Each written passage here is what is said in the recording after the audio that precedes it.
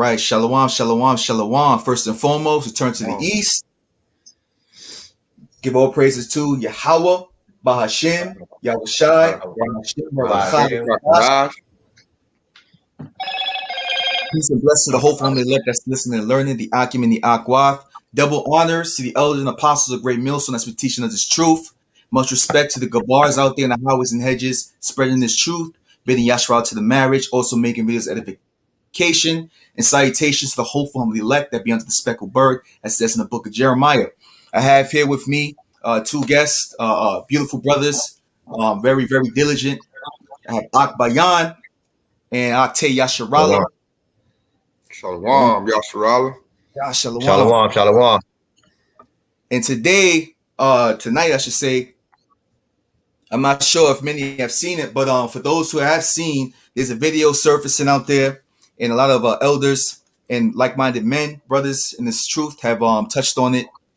And so I think collaboration between IUIC and the African diaspora, that guy named Phil. Yeah. So as you see the title, Phil Scott. Phil something. Phil something. Scott.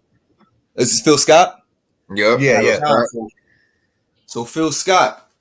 And what we're going to be doing is we're going to be picking the meat out of the bones, which that's why the title is called that, because there's a lot of meat that hasn't been, I should say a lot of scriptures that haven't been broken down properly. And there's a lot of meat in these scriptures that have been withheld. So I'm going to open up with Isaiah 8:20. And it says, to the law and to the testimony, if they speak not according to this word, it is because there is no light in him. In a lot of these camps, IUIC Sakari, Watchmen for Israel, so on and so forth, have been not teaching according to this word. All right. They haven't been breaking down scriptures correctly. They haven't been edifying the sheep correctly, doing what the Lord says to do, entering that straight gate and breaking down the word, dividing the word the way it's supposed to be. So I believe Bayan has that video.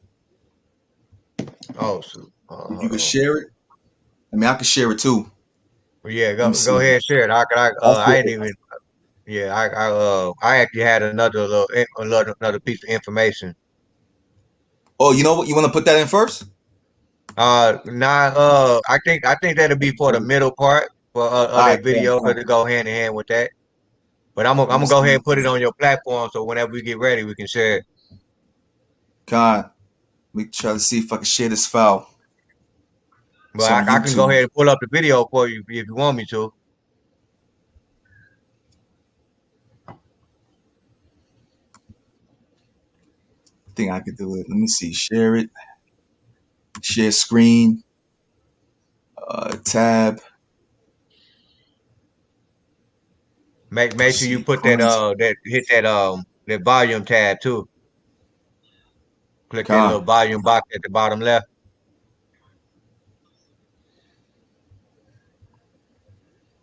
Well, in the video. Share audio. Let me see. Oh, share audio. Share right? audio. That's what I'm talking about. Share audio. Yeah.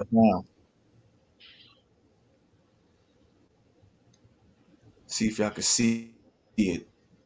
It's coming on now. Can y'all see it? Let me see. I don't see it on my end. Oh, there it goes. Yeah. All right,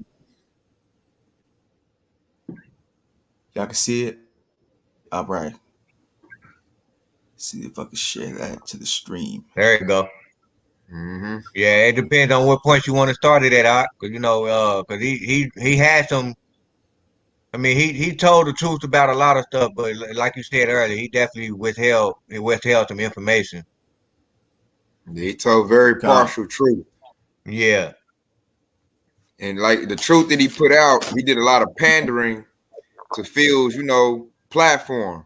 He fitted that African diaspora type of, vibe. He didn't really bring the whole truth of the word out, because it would have cut that whole we African, we Hamites type of spirit. you know. And that lets you know he don't preach the word for truth's sake. He preaching for filthy lucre's sake. God. We're going to play the video because I'm going after when you done. I'm gonna pull a Lucre. precept. All right, Got you. All right. I'm starting off from the beginning. I'm gonna start from here. Hey, you can make the All right, here we go. video go like full screen if you want to. Today we here with a familiar friend of the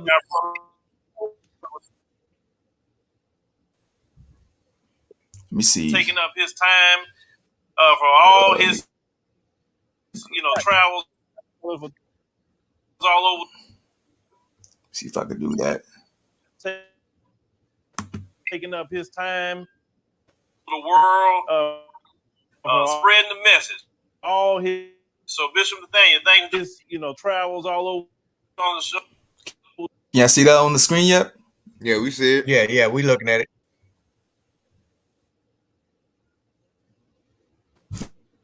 There we go.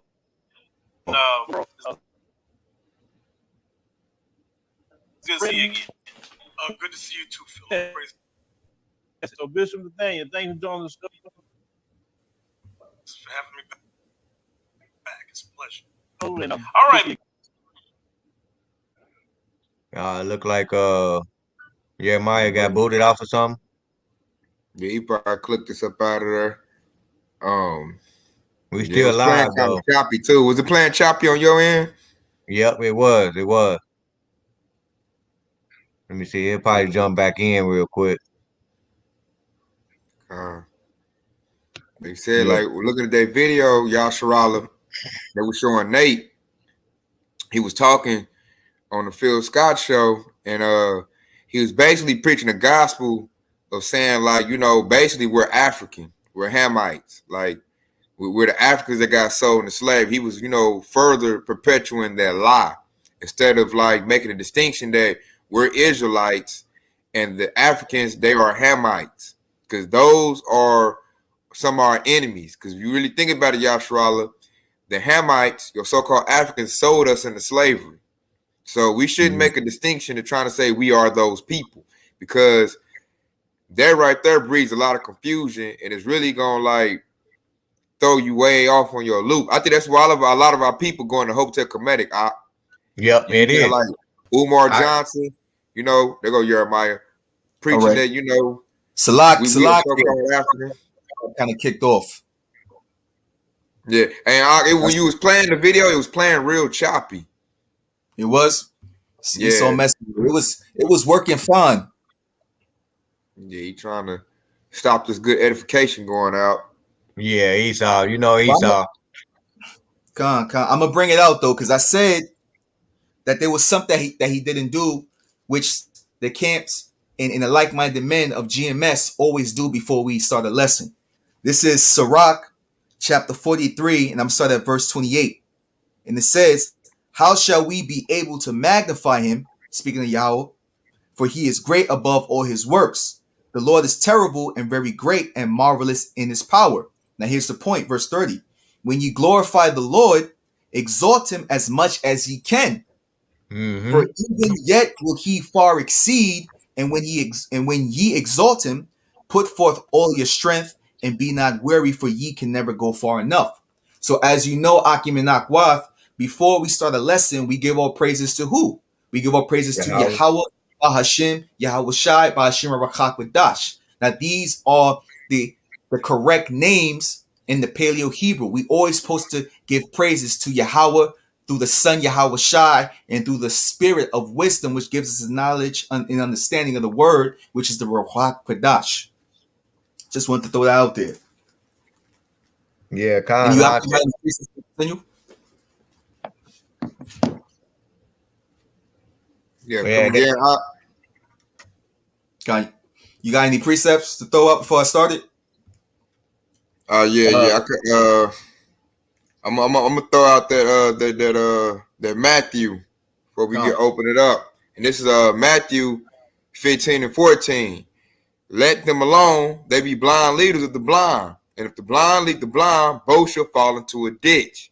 And so Nate, like you read the precept earlier, Nate has no light in him. He's a blind leader. He doesn't have eyes. He doesn't see. Plus, IUIC doesn't come in the spirit of prophecy at all. Because they say, they don't even know what the mark of the beast is. And Nate Rimmer, at one point, he was denying Jacob's trouble. So he was going totally off on prophecy, and none of his people, our congregation, are prepared for what's to come. Because they're all just stuck on this Hebrew Israelite spirit, like, and this festive spirit. Because they're in the house of feasting. He doesn't come in the house of mourning. So they're not prepared. They're really partying over there. Just on the fact that they're Hebrew Israelite. And like I said, Nate doesn't have the proper breakdowns because he has no light in him. So he's a blind leader. And because he's blind, his whole congregation, they stay with him at the times we're going into, they're all going to fall in the ditch, which is their grave. Like, they're not even preparing themselves and armoring up for Jacob's trouble, which, Aqua, we're fast approaching that right now. So with that right there, if you think about it, he's just like a plantation Christianity pastor, Pastor Porkchop. He has his whole sheep because he's blind, they're blind. So when Jacob's trouble comes upon them, those men are not going to be ready to withstand, the wiles of the devil. They're not going to be prepared for, when the military troops get active, really they're going to go into a panic mode. They're going to bug out, just like people of the world. And it's because he didn't properly edify them, which edification goes to build up. They're not built up with the correct things they need in order to be prudent, should I say. They're not prudent man over there because Nate is not wise. So, like the precept said, you fall into a ditch. That ditch, we know Akim is that grave. And that man, he got a lot of blood on his hands for not preaching the truth. Because he's leading his sheep astray. All right. Yeah, I also got a precept just to back both of y'all up on this one too, man. This is the book of Proverbs chapter 6, and I'm gonna start at verse 16. And it said, these 6 things doeth the Lord Yahweh hate. Yes, 7 are an abomination unto him. A proud look, as you can see through watching this video, Nate had a proud look. A lying tongue, he lied to the on his page, and the hand that shed innocent blood.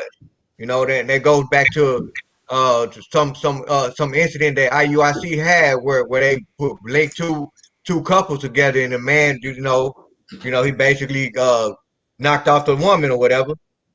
That going back to that story with IUIC, and then he said in verse 18, he said, "In a heart that devises wicked imagination, feet that be swift into running to mischief." Verse 19, a false witness that speaketh lies, and he that soweth discord among brethren. Okay, and then going back to that false witness that speaketh lies, IUIC always bring up that bring up the fact that GMS, they always bring up that rape doctrine. They teach them rape or the men of Great Millstone is, are rapists and stuff like that, practice that wickedness, and that's false witness that speak lies, man, and they sowing discord among brethren. Okay, they telling those lies just to get the sheep of Israel to drive them away from the 100% of the doctrine, just like the men of Great Millstone always preaching. So that I just want to bring that precept out because his whole congregation fit all 6 of those things that the Lord actually hates, and the Lord said it's an abomination. So just like Tay Yasharala just brought up, let them alone, let be blind leaders of the blind. When the Lord says something is an abomination, well, guess what? That's gonna lead them right to the ditch.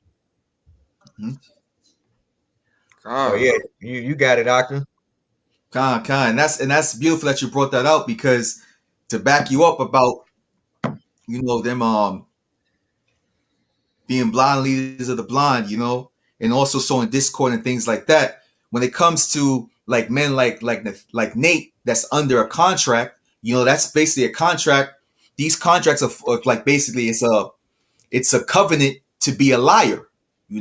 It's a covenant to go against the scriptures. So check this out. Proverbs 29:12. If a ruler, and in this case, Bishop Nathaniel is the ruler of the congregation of IUIC. If a ruler hearken to lies, all his servants are wicked. And that's what, and that goes back to what you said when you brought up the guy that committed murder. You know what I'm saying? Because you have all these vile spirits in this congregation because you have a leader that's hearkening to lies. So if the leader is spreading out these lies and profanities against the gospel, you know what I'm saying? A spirit of wickedness is going to be, be among the congregation as well. Yeah, So I I, want to I got a mention precept just to back you up on that too, because man, that's a spirit right there, man. Because that's how you know they're taking on the spirit of Esau, all right? Because this scripture will normally apply to Esau because, but when Nate actually allowed those lies to spread it throughout this congregation. So this is Habakkuk chapter 1 and verse 4. It said, "Therefore the law is slack, and judgment doeth never go forth, for the wicked do compass about the righteous. Therefore the wrong judgment proceeded." Okay, so that wrong judgment, so basically because he's listening unto those lies like you brought up, that means he can't make a righteous judgment. So and that spreads out through this whole congregation. So I just wanted to back you up on that. Yep.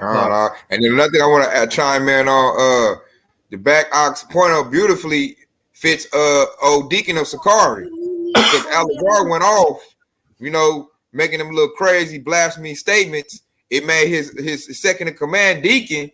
Remember, he came on the thing with his black love hat on, and he went off to like the highest degree I've ever seen, like straight embarrassed himself. And that's because his head, who's supposed to be the leader of their group, Alazar, set him up to go off like that. Because he had already went off on so much stuff, like he making dude go off and look like a fool in front of everybody. Like you can just see that there's no oil and no light in these other camps. And that's beautiful. I got some precept on Miss Deacon Sakari, the Khan Sikari, Check this out. This is First Timothy chapter 3 and I'm gonna start at verse 7. It says, "Moreover, he must have a good report of them which are without, lest he fall into reproach and the snare of the devil." So what's that good report? That means he has to be able to break down these scriptures, right? Mm-hmm. Rightfully dividing the word of truth. Check this out. Verse 8 says, "Likewise must the deacons be grave, not double-tongued." The word of the Bible is not God, but God's, come on, man. That's spot on, man. That's spot on with him, man. Perfect precept. Verse 8 says, "Likewise must the deacons be grave, not double-tongued, not given too much wine, not greedy of filthy lucre." Woo! Check this out. Verse 10 says, "And let these also first be proved." So before a deacon becomes a deacon, he has to be tried first. He has to be proved. You have to try the spirits. You know what I'm saying? Before a person even gets a title like that. It says, "And let these also first be proved. Then let them use the office of a deacon, being found blameless." So that means you can't have no misunderstanding of the scriptures, first of all, and you have to have what? The proper breakdown, which is the wisdom, knowledge, and understanding through this word, studying to show thyself approved. And then you have to do the work of the Lord that through sincerity and truth. It says, "What? Woe to them that doeth the work of the Lord deceitfully." Yeah. That's what Sakari's doing. That's what IUIC is doing, so on and so forth, man. And Yahweh Shem Yahweh Shai is basically the truth, man. Taking away their wisdom, taking away their oil. God, they are, man. And I got a precept that's gonna back up everything you said beautifully. They doing it for a reason. It's the reason behind them going off. It's like you said. It shows their carnality. And it shows they're looking to like use this word for gang's sake. To increase their profits. And this is Titus 1:10. "For there are many unruly and vain talkers and deceivers, especially they of the circumcision, whose mouths must be stopped, who subvert whole houses, teaching things which they are not for filthy lucre's sake. And see, we always talk about that filthy lucre, which goes into money. And I noticed with these other camps that go off, their main objective is always to increase, their money, increase their profits. Like the one we showing now, we highlight like Nate. He goes off a lot because he has that contract. He got that 501c3. So he always has to protect, his investment. Otherwise, trying to keep, the righteous word and, like you say, rightly divine the word. So he doesn't look to keep the office of Yahweh Bashar Shah pure. He looks to go ahead and fill his lust and preach his word for gain, for profit. Like he just like Joel Osteen. If you think about it,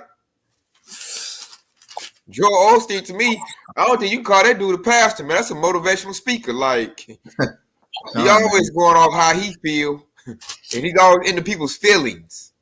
And you look how much money like Joel Osteen made. He fill up a whole football stadium full of people because he panders to their feelings. I notice they're people persons, man. They looking to, please, and they want to prophesy smooth things. They don't want to bring up, stuff that's really gonna cut people and really they don't really look to edify the hopeful elect. They look for, how to make people open up their checkbook. And because of that, I notice when that's your main motivation, you're gonna go off in this word. Because you're not sincere no longer. You're no longer sincere. Now you're a hireling because you're doing it for the money. That's why I love how the Most High used the hireling and the good shepherd, because the hireling do it for the money, the good shepherd do it for the love of the sheep, man. Yep. Because then the Most High said, give charity. Love thy neighbor as you love yourself. That goes into teaching this word in its proper context. That's how you show, love. That's how you love your neighbor. Not, I'm gonna tell you what you want to hear so you can pay me. That's almost like player talk or pimp talk. That's how they do a woman, man. That's how you kill somebody's job. So that's pastor pulpit pimping. IUIC, Sakari, like these other groups, they're no different. That's all they're doing. Pulpit pimping in order, to feed their lust. And I noticed they want to be magnified here in Babylon. They want a high office. That's why if you think about Sakari Alazar, he was telling Apostle Har to throw down the plow because he wants his office. He wants to be worthy of double honor when he doesn't do or put in the work that Apostle Tahar does. And us sheep, we can see right through that because we have eyes. Our eyes are blessed. So no means will that happen or he's going to get what he wants. I don't care how much he cry or try to, bad mouth Apostle Tahar talking about he too old and put down the plow. Like, man, you do not rule well or teach well. Therefore, you are not worthy of double honors. Man. Another thing about that too. Go ahead, you got it. Another thing about that too is like going back to what you said: love thy neighbor as you love thyself. You basically telling Apostle Tahar to take his hand off the plow. That's committing suicide, man. Because the scriptures say what? Strive for truth until death, and the Lord shall fight for you. This is why it says that he that endured to the end, the same shall be saved. So if you want to just drop the plow, you might as well just blow your brains out, man. You know what I'm saying? Yeah. And I got two precepts on what Tayyatology brought up, because Nate is basically doing it for filthy lucre's sake, right? So that's more proof that he's actually in love with money. So this is 1 Timothy chapter 6 and verse 10. It says, for the love of money is the root of all evil, which while some conveyed after they have erred from the faith and pierced themselves through many sorrows. Okay, so Nate is basically he's being brought down low, and it's slowly coming to a head. Everybody's starting to see that this man, like we get ready to play in this video, you're gonna see that he didn't withheld some of the words of Yahweh Shai. You're gonna see some of the things, like when Phil asked him a question, you gonna see in his eyes he's getting ready to tell a lie right when he answered that question, right? So there's some things that's basically he erred from the faith. And then here go another precept. This is Ecclesiastes chapter 7 and 12. Because we're not saying that not to go out and go get money. There's a way to that. So cause like I'm getting ready to read it. Ecclesiastes chapter 7 and 12. It says, "For wisdom is a defense, and money is a defense." Okay, so money is a defense. What is that defending you from taking, paying your bills so you won't get evicted, paying your light bills and so on and so forth. That's what the money is for. But he said, but the excellence of knowledge that the wisdom gives life unto them that have it. Okay, so even though Nate actually has the excellence of knowledge, but he's not spreading that knowledge around. He's not telling the truth. So he's not giving life unto them that might have it, or unto them that might have that seed in their mind. He's not giving, basically planting watering that seed, which is that living water, using that living water so that man can plant the seed so he can grow in the faith as well. So he's withholding information. So, you got a lot of people that watch that video. How many views that video had? At least over, 1,000 or something like that. Yeah, something like that. Yeah. Yeah. So, I mean, that was a lot of people right there, man. So he basically, withheld a lot of information in the video, man. So, man, that's all I really had on that point right there, man. It's just to show you that, man, it just show you who the Lord is really dealing with. Man, beautiful points too. Beautiful points. So I'm gonna get to that video. By the way, Shalom, Shayin Yahawada, and Shalom, I am a believer. Shalom, Shalom. Shalom. See if I can get this video back up. I think it's okay. All right, so I'm gonna play it. Let me throw some scriptures in. Let's see. Phil, we are a forgotten people. We are a forgotten people. So if I want to share something with the people. Can y'all hear it up? 28. Yeah. Let's give a brief. Okay. All right. Let's open it with Deuteronomy 28:15. I just want to give a brief synopsis on what we, the Israelites, teach. And I want to say for the record, we are not a hate group. We are a love group. We love our people. Read that. Deuteronomy chapter 28 and verse 15. But it shall come to pass, if thou wilt not hearken unto the voice of the Lord thy God, to observe to do all his commandments and his statutes, which I command thee this day, that all these curses shall come upon thee and overtake thee. So this was on the continent of Africa. Most people, believe it or not, Phil, a lot of Christians believe that. All right, Salaki Akim, but I gotta say something about that, man. So he said that this is not a hate group, right? This is a love group. Now the scriptures say, roughly paraphrasing, if you love me, keep my commandments. And the commandments is to what? To cry loud and spare not, right? To rightly divide the word, so on and so forth. Yep. So when you're coming in, so when you're coming in and saying, we come in Christ, that's basically hate, because that's not the name of our Lord and Savior, which is Yahweh Shai Mashiach,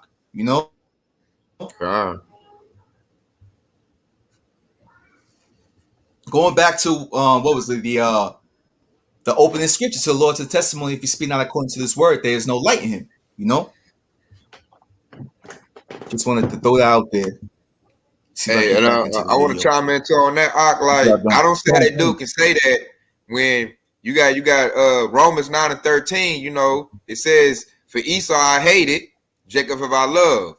He also said in Malachi 1 and 3, and we was commanded to prophesy against Mount Seir. So that right there, he just gave a false statement, man. When you really get to the gist of these scriptures, because even King David said, I hate them with perfect hatred. So if you really think about it, there are a group of people that, the Most High hate, and we hate too. We always talking about this devil, Esau, Edom. So he went off on that, saying that, like, we're not, and he come in that plantation Christianity spirit. He try to come in like, the sweet baby Jesus spirit. We love everybody. We're going to accept everybody. That's just not true. That goes into what is it? Proverbs 11:1, and it says a false balance is an abomination to the Lord, but a just weight is his delight. It is And going delight, back to yeah. what you said, Tay, that you said that IUIC comes in that Christianity spirit. And what does Christianity teach? God is all love. You know, Jeebus Christ is all love.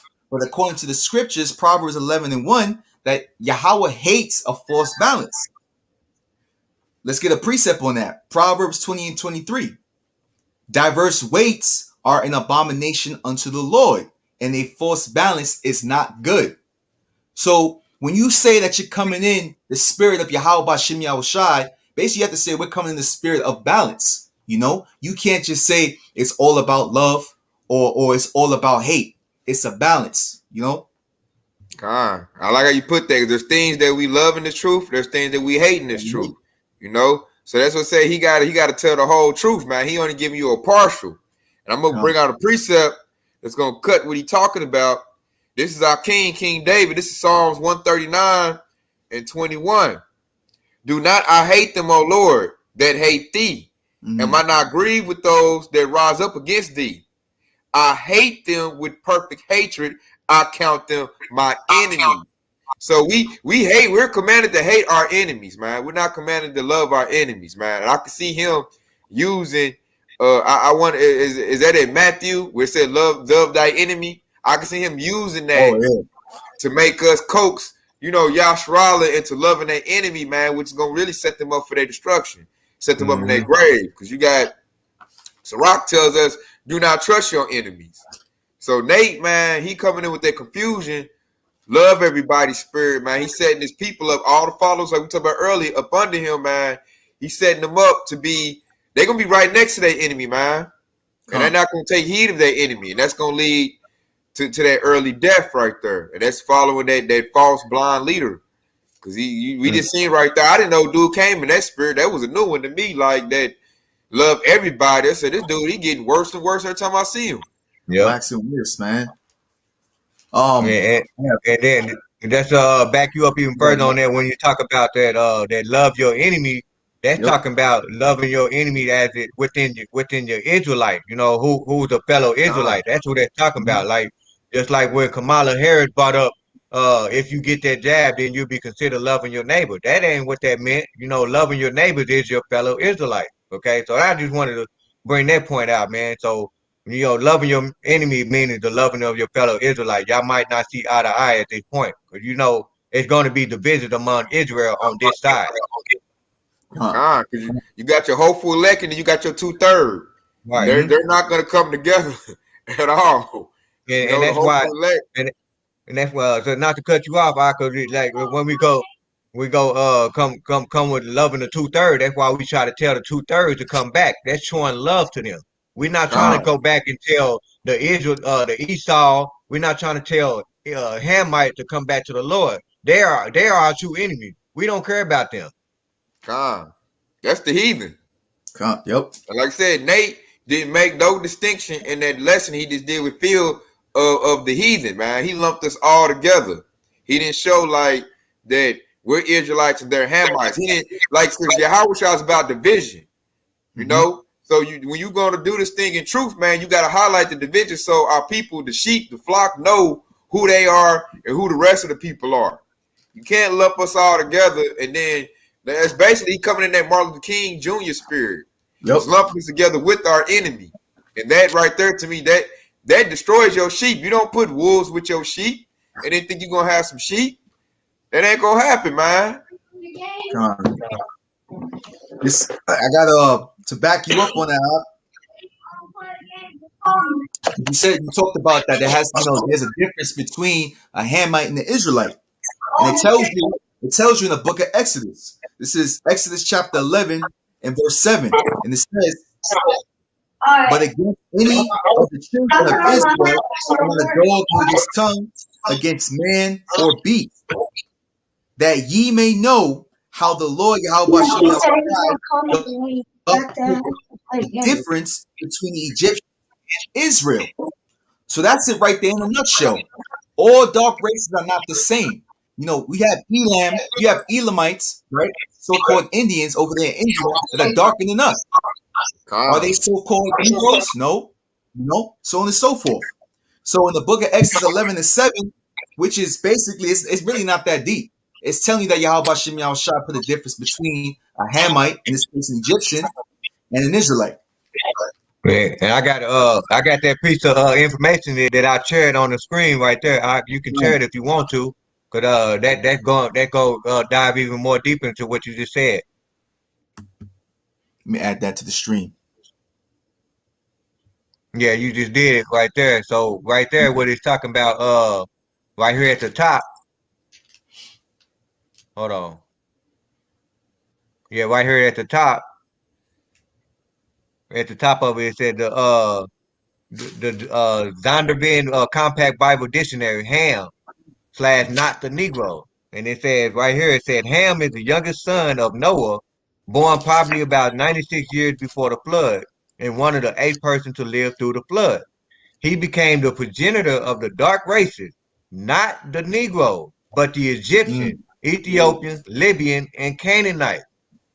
So that you know that's just to back you up that it's just 2 different dark races, and you see So that this is about uh and Nate went and through this lesson he didn't mention that, man. He didn't even say nothing about that because he was catering to Phil on that on that whole African diaspora website, you know, basically Yep. just like what Tay said earlier, he's trying to protect his investment, okay, for filthy lucre's sake. Because that, like, I like how you brought that out. That's very good information to bring out, and really, that's the number one thing our people need to shed light on, so we can start being holy. Because we've been always fed down our throat that we are Africans. Right. They've always told us Africans into slavery. So the first thing you got to do is, like they said, Nate could have brought this information you brought out, man. He didn't try to touch it at all. Like I said, he just pandering, you know. Like, man, you said the best right there, man. They just trying to, you know, feed his belly, because that right there is the first thing you need to wake our people up. Because the lie is, like you said they said in our name, African American. They trying to make us seem like we Africans, like with that Black Lives Matter movement. When we see that abomination statue, that big head African looking statue, like, come on, man. So our people are in gross darkness, and they need light shed on that. Because you got to come back to the fact that, and look, his whole pose is supposed to be we Hebrew Israelites, but yet he don't teach we Israelites. He had a prime opportunity, and he totally glossed over that through the whole segment. Yep. And eventually, he put it out there like we are Africans. Man, and that's the crazy thing. That African diaspora, that whole platform, Phil get over 1 million followers. He got over 1 million followers. You know how many hopefully less he could have caught if he would have brought that information out? But he didn't. So, you know, and that matter of fact, that's to bring another precept, because you know, Nate, he gonna get his judgment, man. This is the book of Jeremiah chapter 23, and in verse 1. It says, woe be unto the pastors that destroy and scatter the sheep of my pastors, said the Lord, Yahweh Bashem Yahushua. Verse 2. It said, therefore, thus said the Lord power of Israel against the pastor that feed my people. Ye have scattered my flock and driven them away, and have not visited them. Behold, I will visit upon you the evil of your doing, said the Lord, Yahweh Bashem Yahushua. So, and that goes back to what Tay just brought up earlier, you know, that Matthew 15 and 14, let them alone, they be blind leaders of the blind. Okay, because the Lord is gonna come and visit them, and guess what? They're gonna fall right into that ditch. Anybody that's following these wicked groups. So you got it, Akim. I want to chime in too, because what Nate is doing, he's been a respecter of persons. If you really think about it, Akim, he's been respecting a person. He's respecting Phil's platform. He's giving big respect to him because he knows he can get more money. He can get paid bigger by bringing in more, you know, worldly heads. You know, he's looking at a head count. More heads, more money. So I got this is Proverbs 28 and 21. To have respect of persons is not good. For a piece of bread that man will transgress. So that precept right there fit Nate to the teeth, man, because he's looking for that bread which goes into money. You know, so he respects Phil, and he doesn't want to hurt Phil's feelings. He's not trying to cut Phil. So he gave Phil, he giving Phil everything he wanted her. You know, he's pandering to him. You know, because like I said, he's looking to get that money up. He's looking to get more subscribers, more followers. Cause like you said earlier, Bayan, Phil got 1 million something followers. So he's looking to bring them in with a feel good sermon. Hey, blinding them because he ain't giving them no light. And he's doing that by being he respecting Phil, his platform, his persons. So he's not gonna preach the thing for the truth's sake. He gonna tell Phil and his whole congregation what they want to hear in order to bring them in to make more money. Because I remember if we watched the thing, he gave out the email address, he gave out their website. Basically, he was basically advertising, man. Yeah, I was like a commercial.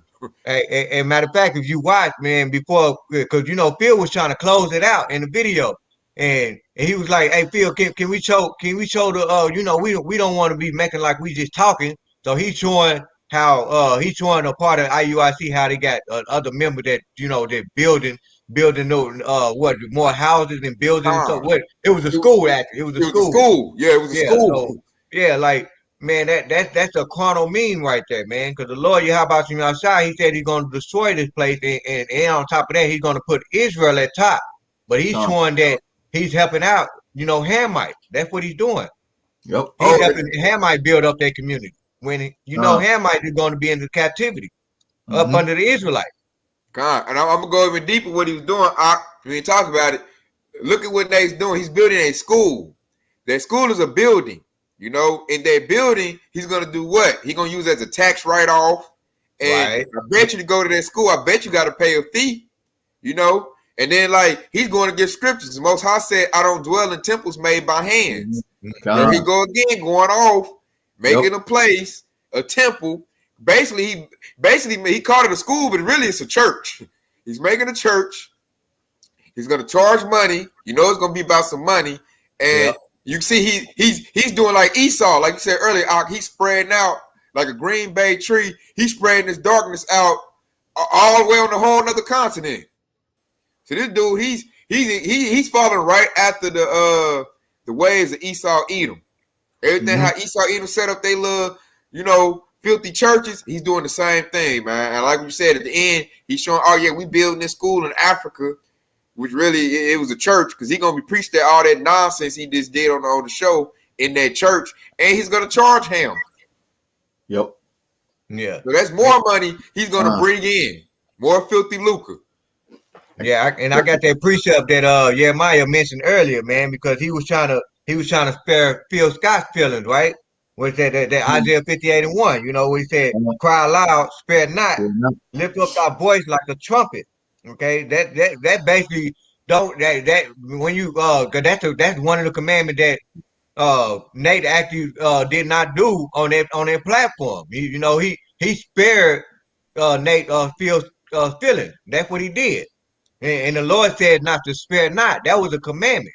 Okay, and he said, "Lift up our voice like a trumpet and show my people their transgression." So he did a good job by showing the people the transgression because he mentioned what was that that Deuteronomy 28:15. He brought that out because he let the people know by saying that we went off, we didn't follow the commandment. That's why we call it the title of this lesson, "Pick the meat out of the bone." That was a part of the meat that let us know that our people went off. Okay, and he said, "In the house of Jacob there's sin." Okay, so by Nate doing all of that, he showed himself to be a hypocrite through that whole process, and just like Tay just said, that's going to keep people in the dark. He's basically spreading darkness out like the Green Bay tree. I like how you said called him a hypocrite too. I got a scripture in Micah. Go ahead.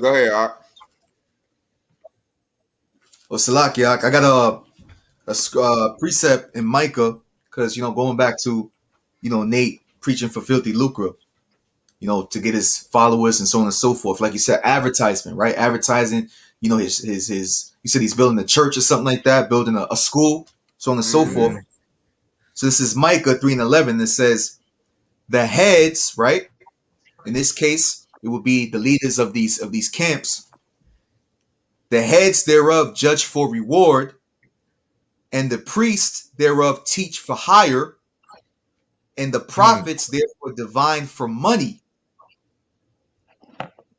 And that's what these so-called prophets, these so-called bishops, lieutenants, captains, so on and so forth, these titles, these vain titles in these camps are doing. They're preaching to fill their own belly, while at the same time shedding the blood of the innocent who are trying to, seek salvation through this word. Now continue.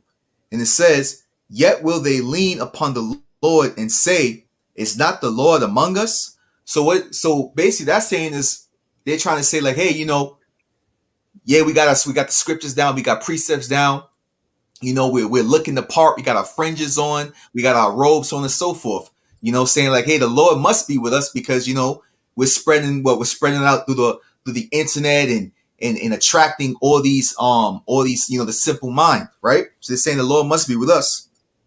But it says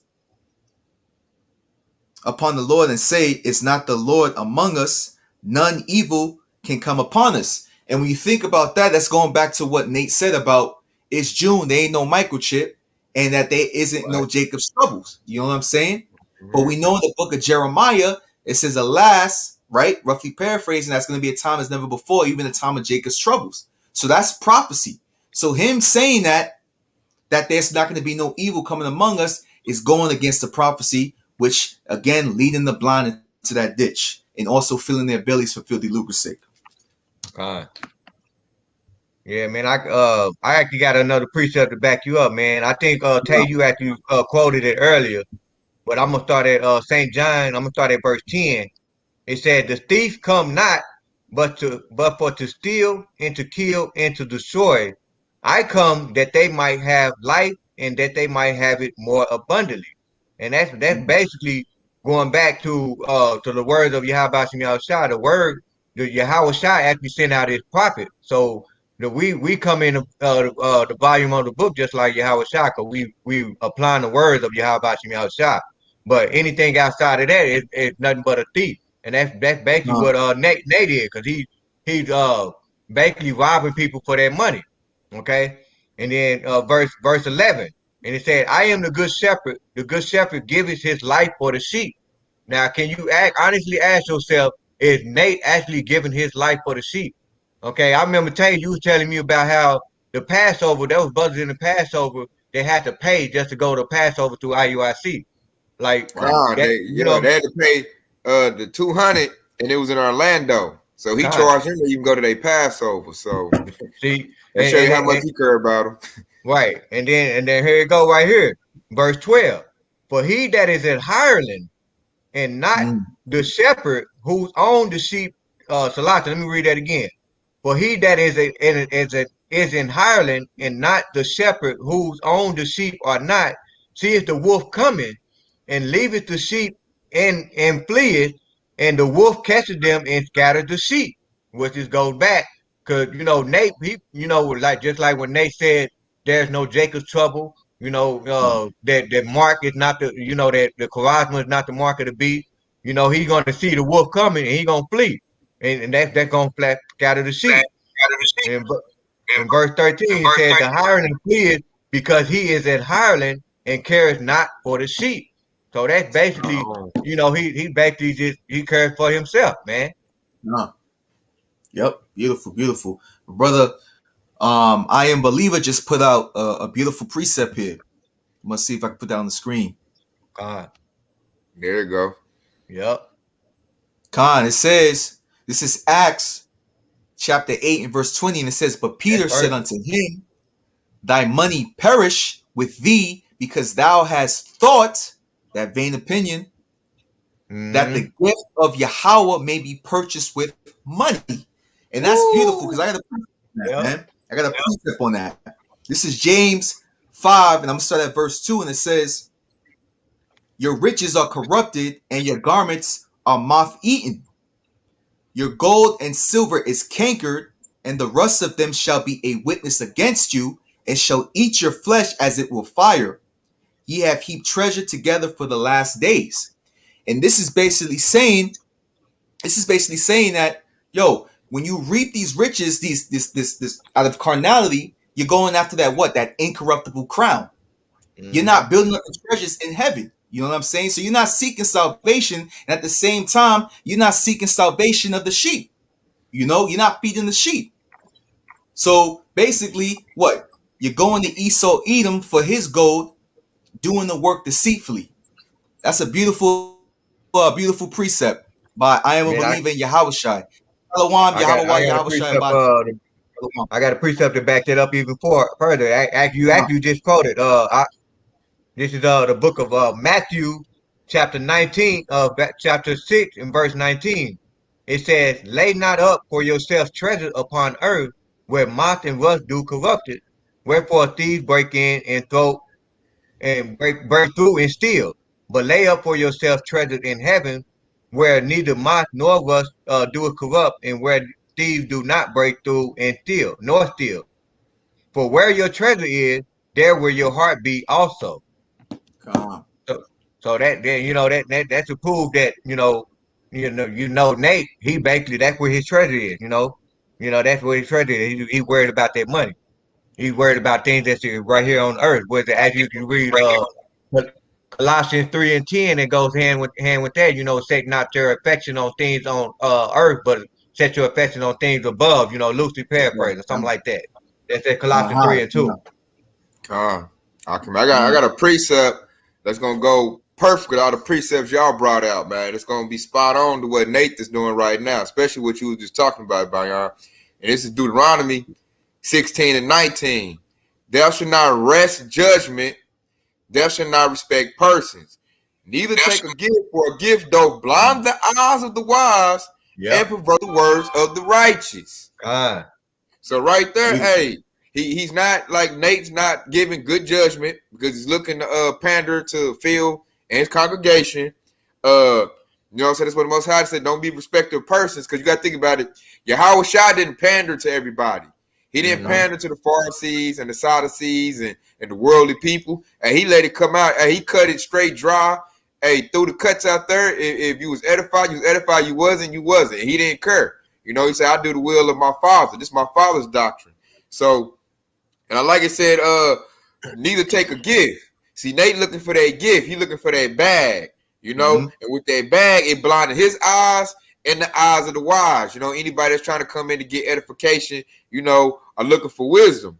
And he said, and pervert the words of the righteous. So this word that we have is pure and is righteous, And Nate, he's doing just like Esau. He's perverting it, to twist it and make it fit his narrative. Or he's looking like he'll give you partial truths, kind of like the serpent, because that's what the serpent did to Eve. The best way to tell a lie is to mix in a little bit of truth. So you give partial truth. Those are the best lies, Akim. So if you think about it, Nate, he coming in the same steed as the serpent. And like Eve represents it, Yasharala, that woman, because we was compared to a commonly delicate woman, So right now, hey, if you think about it, Nate is doing the same thing as the serpent right there, man. He's subverting the houses. He's speaking smooth words to the woman, and he's basically telling her she should not surely die, and she gonna be a god when the opposite is true. Hey, Yaramyah, Baba Kushai, man, can you play that video just to prove Tay Yasharala's point again? I think it was about at the I think it was like at the 30-minute mark or when Phil asked him that question, and he was basically trying to spare Phil's feelings about, Hamite being our enemies. I think it was like the 30-minute mark if I remember right. Yeah, I'm gonna go to the 30-minute mark right now. Skip to that. See if I can get through there. Well, these scriptures are spot on, man. It's marking these dudes perfectly. And you're gonna see, because on that part you're gonna see Nate, you're gonna see how he gonna lie about it, man. Like you gonna see the way his eyes was, when Phil asked him that question, just like Tay mentioned earlier, he how can I spin this lie again? Yeah, you can see it in his face. That lie.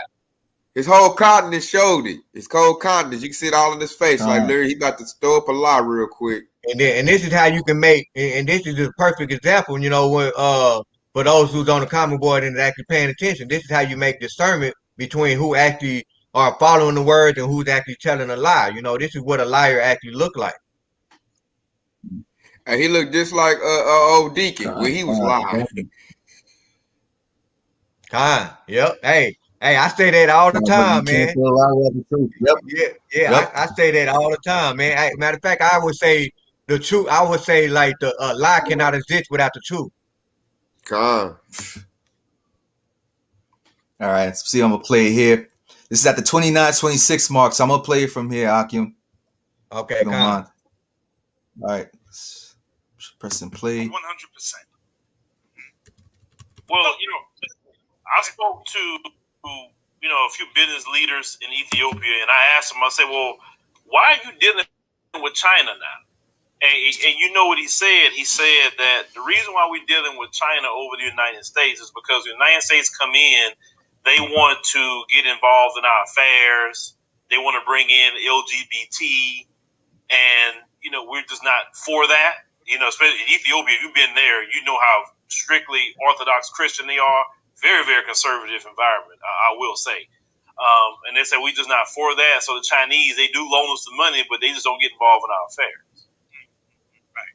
I remember I was reading some time ago how China's relationship with, I believe, if I'm not mistaken, it was Zimbabwe, where they built Zimbabwe's airport, and Zimbabwe's unable to pay China back. So now China owns the airport of Zimbabwe. They also help run their police force in Zimbabwe. China just bought Jamaica's water ports because Jamaica could not pay back the money that China had loaned them. It's a trap. It is a financial trap. The way Kwame Nkrumah said it, he said it's neo-colonialism. This is a new form of colonialism, and China is following right behind America's footsteps. But do you believe that the African continent will turn around? Because there's a group of young people on that continent right now that I believe they're going to be part of turning that around. But what do you believe in that? Well, Yep. Y'all see his eyes right there? Yep. Proper teachings, and they can come together. I do believe that, but they got to come together under the right mindset. Right. You want to chime in on that one? Yeah, I'll chime in on that one. You see right there, he why are you even worried about Hamites and Furs? That's not even our nation. You see how he was all about, I think they'll come together. And under this, like, he should have told Phil right there, like, those are Hamites. That ain't even our people. So we're not concerned with, and we don't even want Africa to come back. That's part of our enemies. But see, that's what we was talking about earlier. He had to pander to Phil, and he had to do the lie. He had to like sidestep, and he had to incorporate that together. And I think in the part that the clip you just played, he just said all come together. See, that's the Most High's not with that. He's with division. We're supposed to be holy. So that was again Nate going off and really shedding a lot of darkness on that, Mm-hmm. And he's concerned about the nation, a whole nother nation that's against us, that sold us into slavery. Who care about if they country come back? We worried about the nation of Israel. We worried about the kingdom of Yahweh Shai and nothing else. So that shows right there how like the Spirit of the Lord is not with that man. He's doing too much mixing together with the world. Let's tell you, he made a covenant with the world. He's all concerned with politics and things of that sort. Yahushua wasn't worried about that. He didn't care about anybody else's kingdom. He was only worried about the kingdom of heaven, the kingdom of his father. And that's how Nate's supposed to be. In that steed, not this, I'm going to get political and I'm worried about the welfare like of Ishmael and Ham and Esau. Like, come on, man. That was off to the extreme degree right there. Exactly. I got a precept in Sirach chapter 3 and verse 23. This is also fulfilled too, because Phil is always worrying about, these freaking Hamites, everything like that in the trials and tribulations and how, Israel can unite with Ham, which is against the scriptures. And it says, be not curious in unnecessary matters. And you said it. You said we don't care about Ham. We only care about the lost sheep. All right? That's what we're saying here to do. It says, be not curious in unnecessary matters, for more things are shewed unto thee than men understand. So, worrying about what's going on with Ham and their trials and tribulations and their afflictions, and trying to unite, Israelites, which are the so-called Negroes, blacks, right? Hispanics and Native Americans, that's an unnecessary matter. That's something that we should not be focusing on, And on top of that, just for edification purpose, right?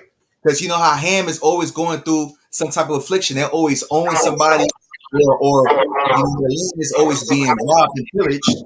If you go into the book of Genesis, in the 26th verse of the 9th chapter, actually, I'm gonna say, I'm gonna bring out, I'm starting at 25, and it says, this is Noah, and he said, "Cursed be Canaan, a servant of servants shall he be unto his brethren." And he said, "Blessed be the Lord Yahweh of Shem, and Canaan shall be his servant."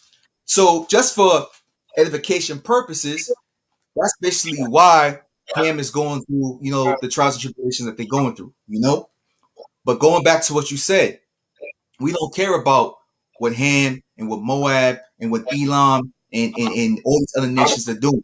We only supposed to be focused on the lost sheep of the house of Israel. Just wanted to throw that in there. I'm gonna bring out another precept because, like you said, Matthew 10:34. Yahushua ain't coming back for peace, man. He coming back with a sword. And that sword is division. See, right there, Nate was backpedaling and scared to call division right there.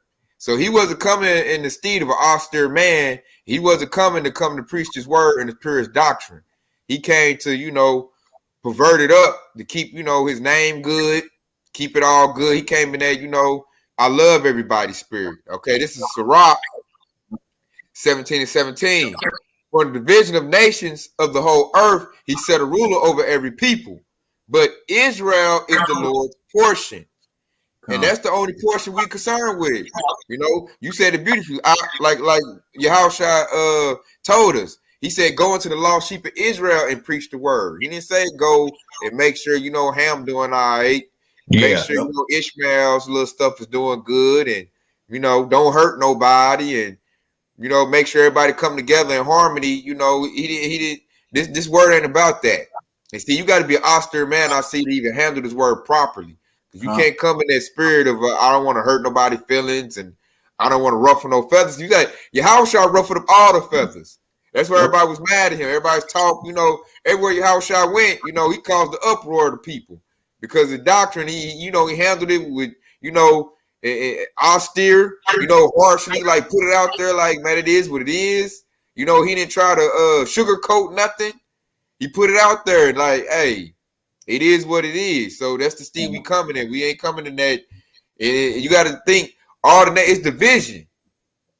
He had the chance right there to highlight that, and he chose to, he always did what TD Snakes do, because TD Snakes would get him with the same answers and get the same responses. So there's no difference I see from Nate than TD Snakes. What's the difference?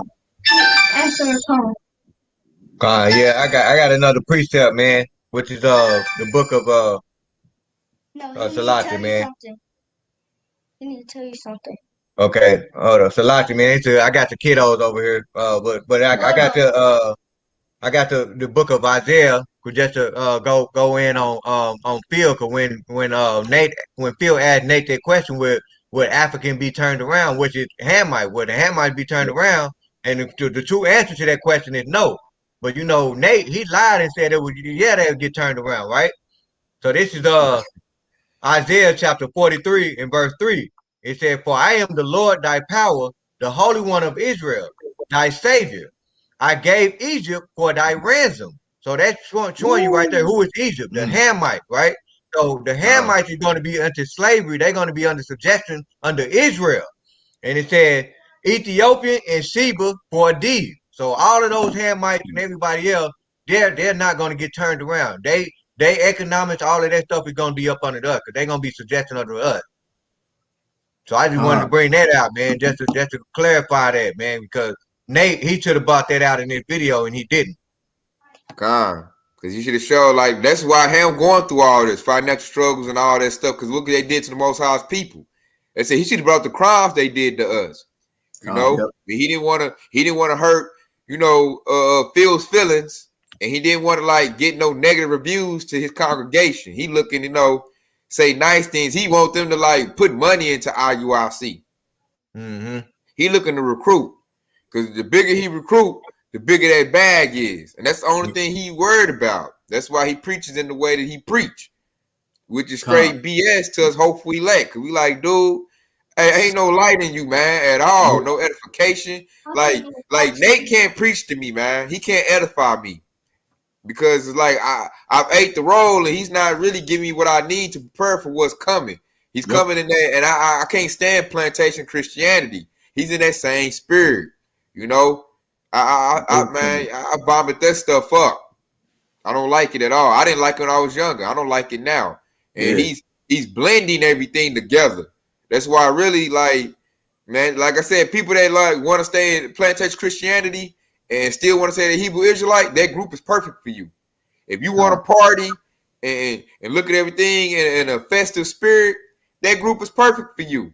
If you're not serious minded, and like you say, like GMS Alabama said all the time, you want to be an Israelite here in Babylon, that group is perfect for you. Mm-hmm. And you're going to die within that group. Because, like I said, he's a hireling. I can see Nate. When stuff get heavy and hectic out, he probably got a bunker already. Nate is going to bail on that whole congregation. Yep. And when they need him, he's not going to be found. It's a good precept here. It's a good precept here by I am a believer in Yahushua, and it says, this is Jeremiah 23:28. The prophet that had a dream, let him tell a dream. And this is a dream, man. This is not the truth. That everybody's going to be gathered together and Ham is going to turn, and none of that. And he that hath my word, let him speak my word faithfully. And this word is this doctrine. What is the chaff to the wheat, saith the Lord? That's a beautiful precept. So that's basically describing what Nathaniel is pushing out there. He's giving his congregation a dream. You know what I'm saying? You talked about him building building the school, having dance-offs in the car, having dance-offs when we in times of Jacob's troubles, telling them that there's no Jacob's troubles, telling them that it doesn't matter what the Lord's name is. Those are dreams, man. Those are dreams and not truth. Beautiful precept by the brother, I am a believer in Yahushua. Shalom. Shalom. Also have a precept because Phil was bringing something about Ethiopia all the time, right? Yep. So check this out. This is a judgment that's going to happen on the Ethiopians. Zephaniah 2:12. And it says, ye Ethiopians also, ye shall be slain by my sword. So that is a judgment that's going to happen on these Ethiopians that Mr. Phil in his African diaspora, you know what I'm saying, is trying to unite with, which is just plain foolishness, man. Yo, I got a precept to back you up on even on that further, man. Salaki, man, I had the kiddos, he kept bothering me. Okay. But this is actually 2nd Ezra chapter 16 in verse 1. I'm not sure if y'all read this yet, but it said, woe be unto thee, Babylon and Asia, woe be unto thee, Egypt and Syria. Gird up yourself with cloth of sack and hair, beware your children, and be sorry, for your destruction is at hand. And it said, a sword is sent upon you, and who may turn it back? A fire is sent among you, and who may quench it? Plagues are sent unto you, and what is he that may drive it away? Okay, and that's talking about all of our enemies, including Hamite and Asia and your so-called white man, your Esau Edom. You know, all of those people that had a response that was responsible, according to Psalm chapter 83, that put us in subjection, that put us into captivity, which is Mm-hmm. goes back to Revelation. Was it Revelation 13 and 16? You know, he that lead into captivity must go into captivity, right? Revelation 13:10. 13 and 10, kind. So yeah, so yeah, all of those people that had a hand in our captivity, they're gonna be under subjection under us. God, and look, that was beautiful because everything that Nate had the opportunity to bring up, but he didn't. That was a very far precept you brought up because you basically just brought out the judgment of what Ham is going to go through. And really, they would have answered Phil's question why Ham is in such a bad predicament now because Ham about to get that sword on them. Because you think about it, Moab, he just basically said it. They owe Moab money. So Moab fire up and get ready for World War III. Ham is gonna get part of that sword. You know? And see, Nate didn't touch none of that at all. You know, he straight pandered. And those scriptures is spot on, man. And see, that right there, that could have been edification for Phil's people and his people as well. But see, they don't know none of that. That's why when I talk to a lot of the IUSC people at my plantation, it's like they're at a very entry level, man. They don't hardly know no in-depth breakdowns, precepts, or nothing, man. He got them straight fattened up for the slaughter. I'll be looking like, man, I can tell they're not really reading their word. A lot of the members are. Because if they did and the spirit was in them, they'll get away from him. You know? Which one of the members I talked to up there did. And we see certain men they do come out of IUIC. Certain men do get away from Nate. And it takes the spirit, it takes the reading the word, because once you read the word and you ate the whole roll, you put it to Nate, you're going to see he's totally adverse to how the scriptures tell you how we're supposed to handle this word. Yeah, that was beautiful earlier. Right. Yeah, he come with the armbands on, the fancy garment, you know, he's a little temple set up, you know, he got the whole thing that's pleasing to the eye. Like, what you got your armbands on and all of that for? Like, what? Everything this dude do is carnal. He's appealing to you. Yep. Yeah, that was beautiful. I was just thinking about that, man. That was beautiful. All right. I think. Hey, I got Salati. I got another precept that's to back that up too, man. Because you know that this cuts out that Yaramyah mentioned this earlier, man. The Lord loved everybody's spirit. I think Tay, you mentioned it too, with his 2nd Ezra chapter 6 and verse 56. It says, "As for the other people which also come of Adam, thou hast said that they are nothing, but be like unto spittle, and has likened the abundance of them unto a drop that falls from a vessel." Okay, and they talk about when you read the book of I think it's Amos chapter 2 or 3 or 2, where it's said that you have I known, and it's talking about Israel. The Lord said, "You have I known," but the other nation is nothing but a drop of it's nothing but spittle to him. Okay, so that's proving that, you know, Nate should have brought out the fact that the Israelite is going to rule the whole world eventually when Yahweh Shem Yahshua come back. Beautiful. Beautiful. And a lot of these Christians and Catholics don't know that, man. And if you read that to them, they're gonna be like, "Oh man, what? That's not my God. No, that's the Apocrypha. No, I don't believe in the Apocrypha." God, you bring out all kind of you cut them up in the regular word to cut their stuff for. Like you know, he loosely paraphrased Revelation 13 and 10. Ain't nowhere around that. Somebody's gonna go into captivity when the kingdom of heaven come. You know, and through the scriptures, you can find out who that is. And it's these heathen nations. But you go to Psalms 2 and 8, and it'll let you know that. And see, ain't nowhere around that. That's why I say Esau's cornered, man. The Roman Catholic Church, all that feel-good philosophy, plantation Christianity, is dead. It's straight dead right now.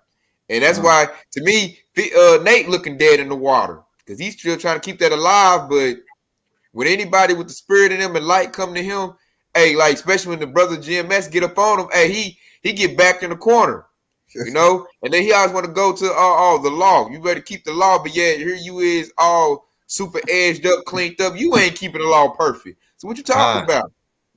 He Hypocrites, always man. divert. Oh, and this is another thing I don't like about Nate. He always do. Anytime he get cornered like that, he always bring up money. He always call them GMS bum Israelites. They Yeah, bum. man. I'm And like, it's all obvious, this man. money talk. And that's crazy thing, man, because I know some of the brothers, man, I be watching some of their lessons, man. They be at work while they doing their lessons. Man, some of the brothers, you can hear a truck in the background. You can hear all kinds of stuff. Then that goes back to the 16 that the Lord hates, false Mm-hmm. accuser, okay? Because you calling them bum with no proof. And on top of that, you can clearly see in these brothers' videos that they be doing videos at work. So you calling them bum, and that's basically you're making yourself to be a lying tongue right there. And that's a part of the 16 that the Lord hates. A lying Plus, tongue. to chime in too on you, if you think in his rhetoric spitting that, Yahushua at one point was homeless. He said the man of the Lord has no place to lay his head. So Right. what you talking that, you to talk bad about Yahushua. So he's sure he's in the spirit of a Pharisee and a Sadducee.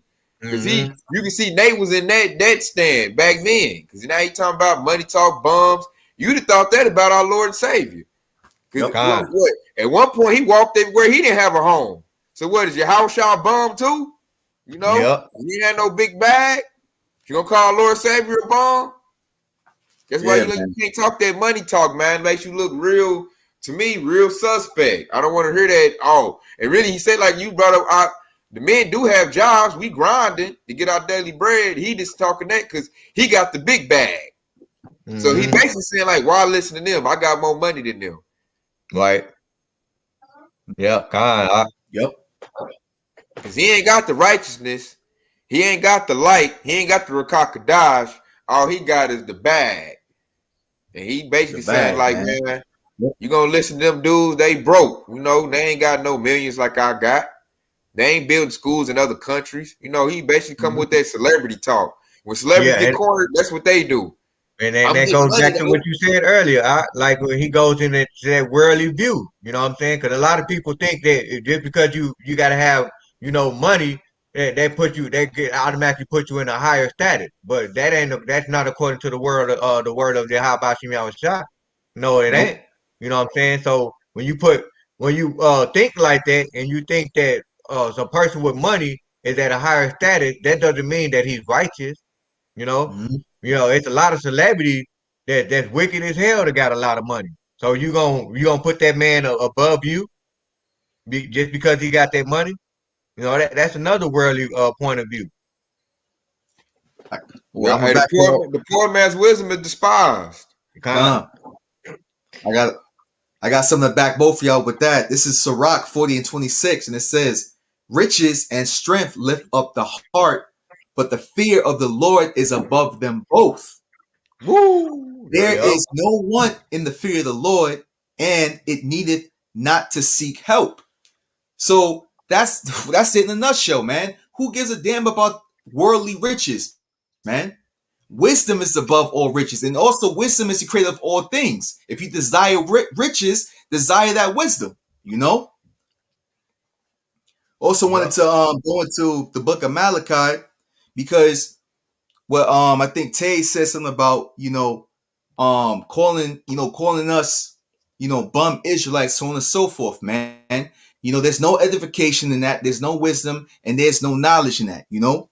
So this is Malachi chapter 2 and verse 7. It says, for the priest's lips should keep knowledge, and they should seek the law at his mouth, for he is the messenger of the Lord of hosts.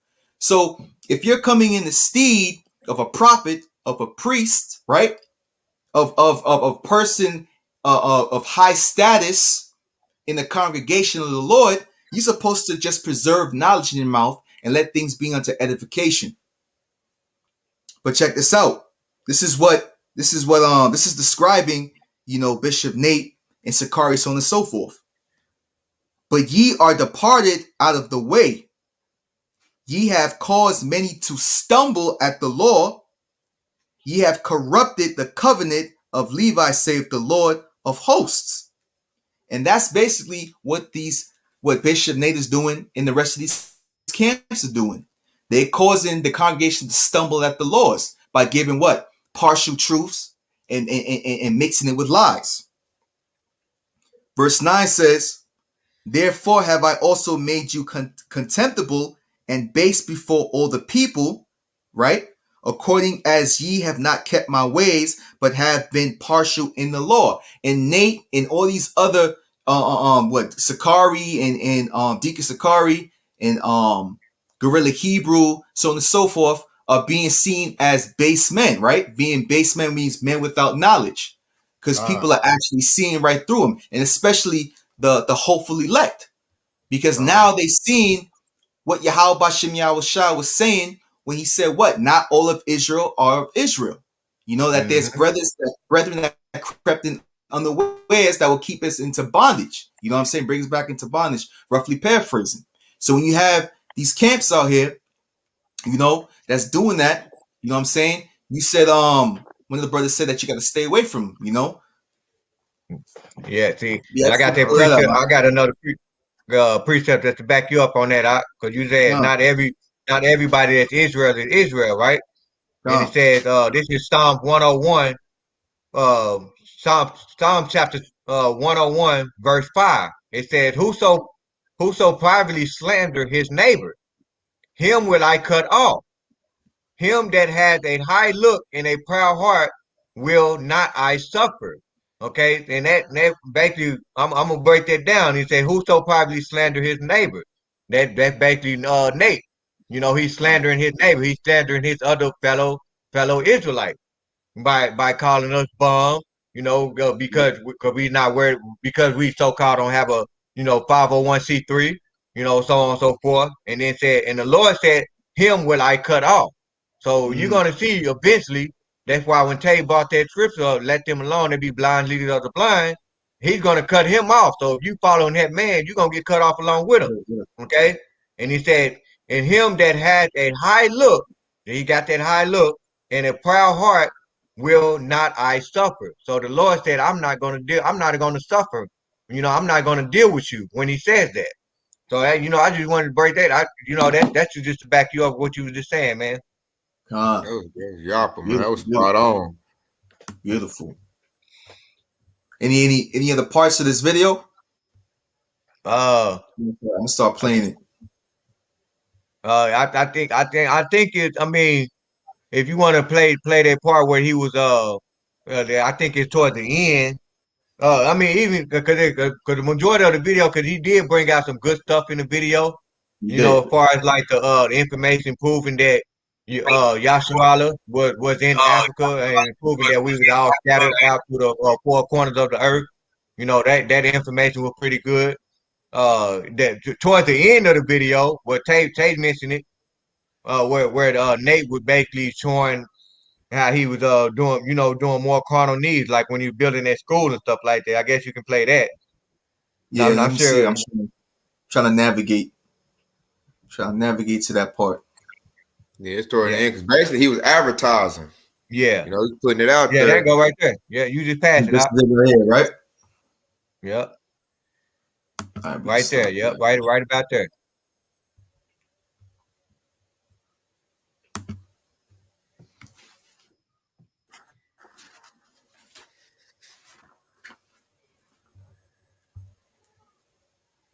Starting to load up.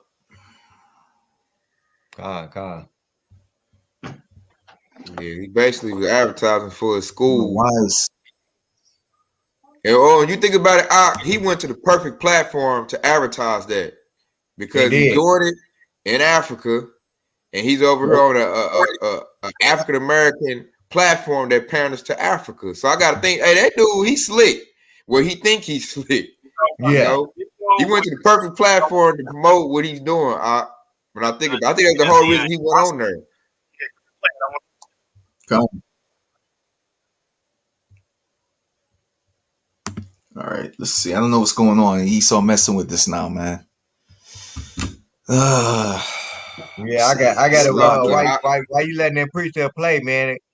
Tay, you just said something that came to mind, man. That made me think of this precept where cause you said when Nate is he think he's slick, as if the Lord ain't gonna see him, right? Come. Which is the book of Sirach. chapter 23 and starting at verse 19. And it says, Sirach chapter 23 and verse 19. It says, such a man only fears the eyes of man and knoweth not the eyes of the Lord are 10,000 times brighter than the sun, beholding all the ways of man and considering the most secret part. He knew all things ever they were created, so also after they were perfected. He looked upon them all. This man shall be punished in the street of the city where he suspected not, he shall be taken. Salatu. Well, yeah, man, that just to kind of back up what Tay just said, man. You good, you good. You know, that kind of back up what Tay just said, man. When you said Nate think he's slick, but Lord's eyes is 10 times more brighter than the sun, man. And that means his angel is coming on those chariots and he's constantly watching almost every 24 hours, 24/7. Perfect. Because like you said, perfect. If we see it, you know how about y'all shall see it. If we can see it. Oh man. Yeah. You know, we ain't never servants. And I see through this dude clear as day. So we see it, you know. Hey, the Most High part already ordaining something real crucial for that dude. Yep. Because I'm gonna bring out a quick precept.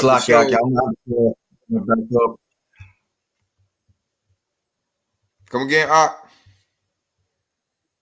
Oh, I was saying I'm gonna have to bring the video back up because it's moving way slow. I don't know what's going on. But yeah, bring out that precept. Yeah, I'm gonna go ahead and grab a precept that's gonna kind of like put where Nate's mindset is at, you know, where most dudes' mindset is at that's after that money, man. This is Ecclesiastes 10:2. A wise man's heart is at the right hand, but a fool's heart is at his left. Cool. So right now, that's right there, Nate, really, he on the left side of Yahabah Shah because he's not coming in sincere and he's not sincerely feeding the sheep. Now, if Nate was wise, because we all know that filthy lucre, that money, the Federal Reserve note is going to be valueless in a minute. Mm-hmm. So this dude done did a great disservice to Yahabah Shah for really what's going to come really to nothing. Because Esau's gold and silver is cankered. So the money they gave this man to teach Yahshua to go off is basically about to be useless. And basically he going to see that everything he did was basically vanity. It was all in vain. And see where his mind is at. He's not on the right side of Yahweh like Yahushua is. He on the left because he doing the work of the serpent. He doing the work of Esau. Then I'm gonna bring out why, you know, a lot of people, he has a lot of sway. He got a lot of followers. IUIC got a lot of members because they are worldly. This is Ecclesiastes 10:6. Folly is setting great dignity, and the rich sit in a low place. Mm-hmm. And see, that's another cut to Nate right there, man. The rich sit in a low place, man. So why you always coming with this big money talk and we bums and all of the sorts, man? They said the rich sit in a low place. So really, he should have came in the steed of being lowly, but he doesn't come in that steed. He come in that steed of pride. I got the bag. I got the money. Yeah. You know, who are these other guys, man? Look at their garments, man. They bums. Man, they broke. They live paycheck to paycheck. We over here building schools in Africa, man. Why be with that organization? Come be with this organization. We got the bread. You know, we making big things happen over here. You know, he's very worldly and very carnal, and like that understanding is brought out the scriptures right there. It highlights him and shows him what he is, because he's not coming lowly. Like Apostle Hart still drive Uber, you know, he still work. Like a lot of people look at our elders and be like, man, I ain't about to listen to these broke poor dudes, you know, but they don't know, like, hey, they got the most wisdom. Them the richest man really I see on the face of the planet, you know. They real rich because they got this the proper breakdowns of this word, and they can bid you to the wedding, you know. And then living waters, it breathes life. Nate is giving you death, because everything that's, you know, magnified and glorified here in Babylon the Great is going to become the not. So he's really putting you in the steed where really he giving you a sacrifice of fools, man. He's giving you everything you need to destroy yourself, man. He's making you chase the glitz and glamour, man. He's like I said, pull pimp, pimping. You know, look at my jewels. Look at my armbands, you know, my clean edge up. I got a beautiful precept to back you up on that, Ak. And Salakia Akim and Akwath, for some reason on my YouTube, it's not loading the video. It's not even loading up the screen. So I'm gonna throw out this precept backing up the brother Tay about IUIC in their attire. It says, beware of, this is Salaki, this is Luke chapter 20, and I'm gonna start at verse 46. And it says, beware of the scribes which desire to walk in long robes and love greetings in the markets, in the highest seats in the synagogues, and the chief rooms at feasts. So this is describing especially IUIC that comes out in this fancy attire, you know. Verse 47 says, which devour widows' houses, and for a shoe make long prayers. The same shall receive greater damnation. So that's basically telling you the judgment of these camps that just come in to be seen in the eyes of men, that want to be seen as great men, you know, in the world, instead of men of Yahweh Bashem Yahushua. God. That was spot on. That was perfect, man, because that fits Nate to the T, man. He got, when I look at him, he got that stranger pearl on. You know, I don't recognize him. I don't see no light. Can't edify me. Whatever. Oh yeah, go ahead, bring that out. Perfect precept. That's beautiful precept by I am a believer in Yahushua. This is Luke 14:11. It says, for whosoever exalteth himself shall be abased, and he that humbleth himself shall be exalted. And we're coming humbly in this word. You know, we're coming lowly. It says what? That the princes sit in a low state, right? The folly is set in great dignity, but the rich are in a low state. So that means we are the rich. Right now we're in a low steed, but we're building up our treasures in heaven. So when that time of judgment comes, you know, Lord willing, that we can stand in the judgment and be on high. That's a beautiful, beautiful, beautiful precept. Yeah. That backs up what Tay just said, man. You know, when you said the elder apostle Tahar, you know, he still drive you Uber, you know, elder apostle Gabar, Ramla, all of them, man, all those brothers, man, that just show you that they sit in a low place right there, man. They humble themselves and they come and they teach the word 100% the truth. You know, it's the truth. They bought me out of the world, man. And that's all I ever listened to. They said, and that precept basically let us know Nate's fate. You know, he's going to be a base pretty soon. Right now, he riding high off the hog. You know, he got the bag, he got the money. He making avenues to increase his bag. You know, more business ventures. You know, I can tell you, he's all business minded. He all about business. You know, earthly things like that. So he's going to be a base pretty soon. Because really, if you think about it, when Esau go down, he gonna go down. Because that's who he made his covenant with. Yeah. So he attached it to him. Really, he's Isaiah 13 and 15 all day long. He joined up to Esau. Yep. And this remind me of a parable that Yahweh Shah spake in the book of Matthew chapter 13. And I'm gonna start at verse 3. And this is Yahweh Shah when he was talking to the multitude, okay, and he said, and he spake many things unto them in parables, saying, behold, a sower went forth to sow. And when he sowed, some seed fell by the wayside, and the fowls came and devoured them up. And he said, some fell upon stony places where they had not much earth, and forth they sprung up because they had no deepness of earth. All right, and then he said, and when the sun was up, they were scorched, and because they had no root, they withered away. And some fell among thorns, and the thorns sprung up and it choked them.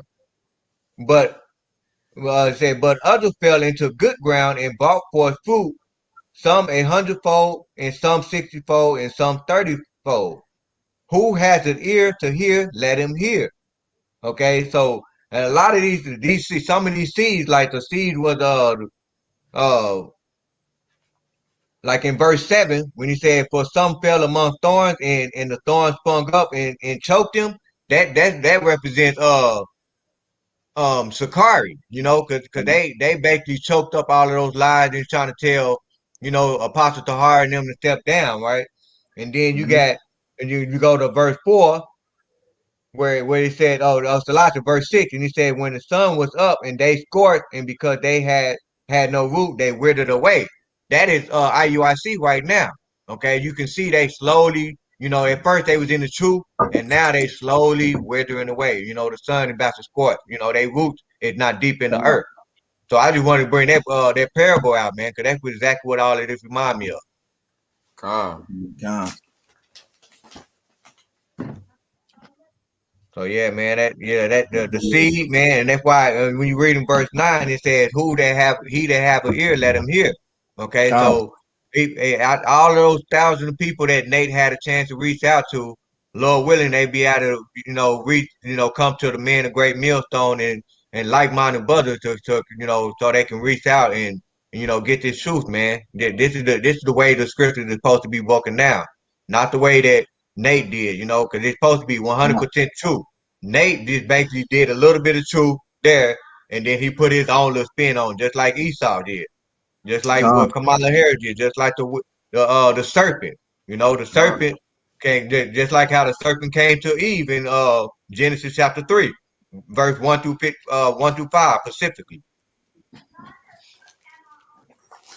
God. Con.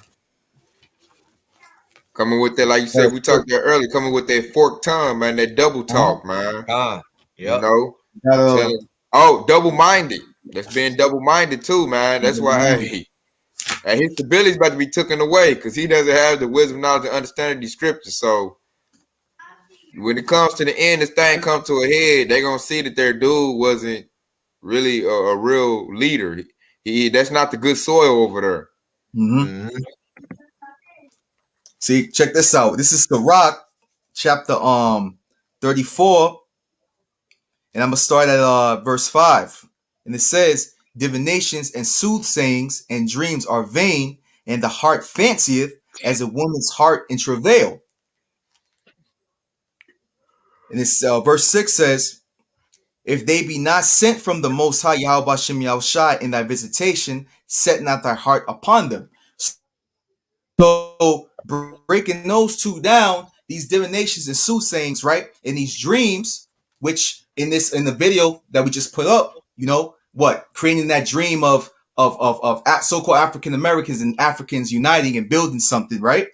And also having that respect of persons and judgment, right? Giving those smooth words, right? If they're not sent from Yahweh Shem Yahushai, so that means if it's not according to this word, then you're not supposed to be following after them. Blind leading the blind. And it says in verse 7, "For dreams have deceived many, and they have failed that put their trust in them."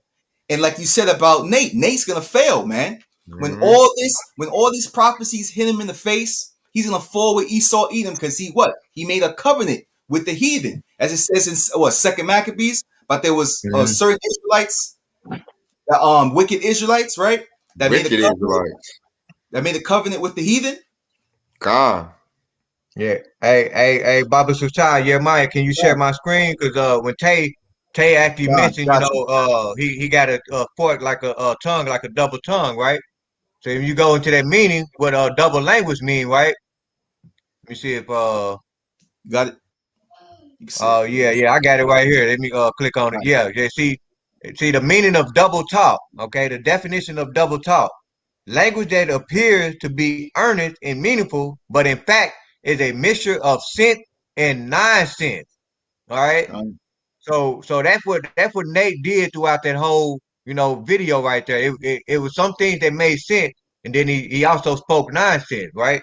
So I got a precept that goes into that, which is the book of James, chapter 1 and verse 8, which it says, "A double-minded man is unstable in all his ways."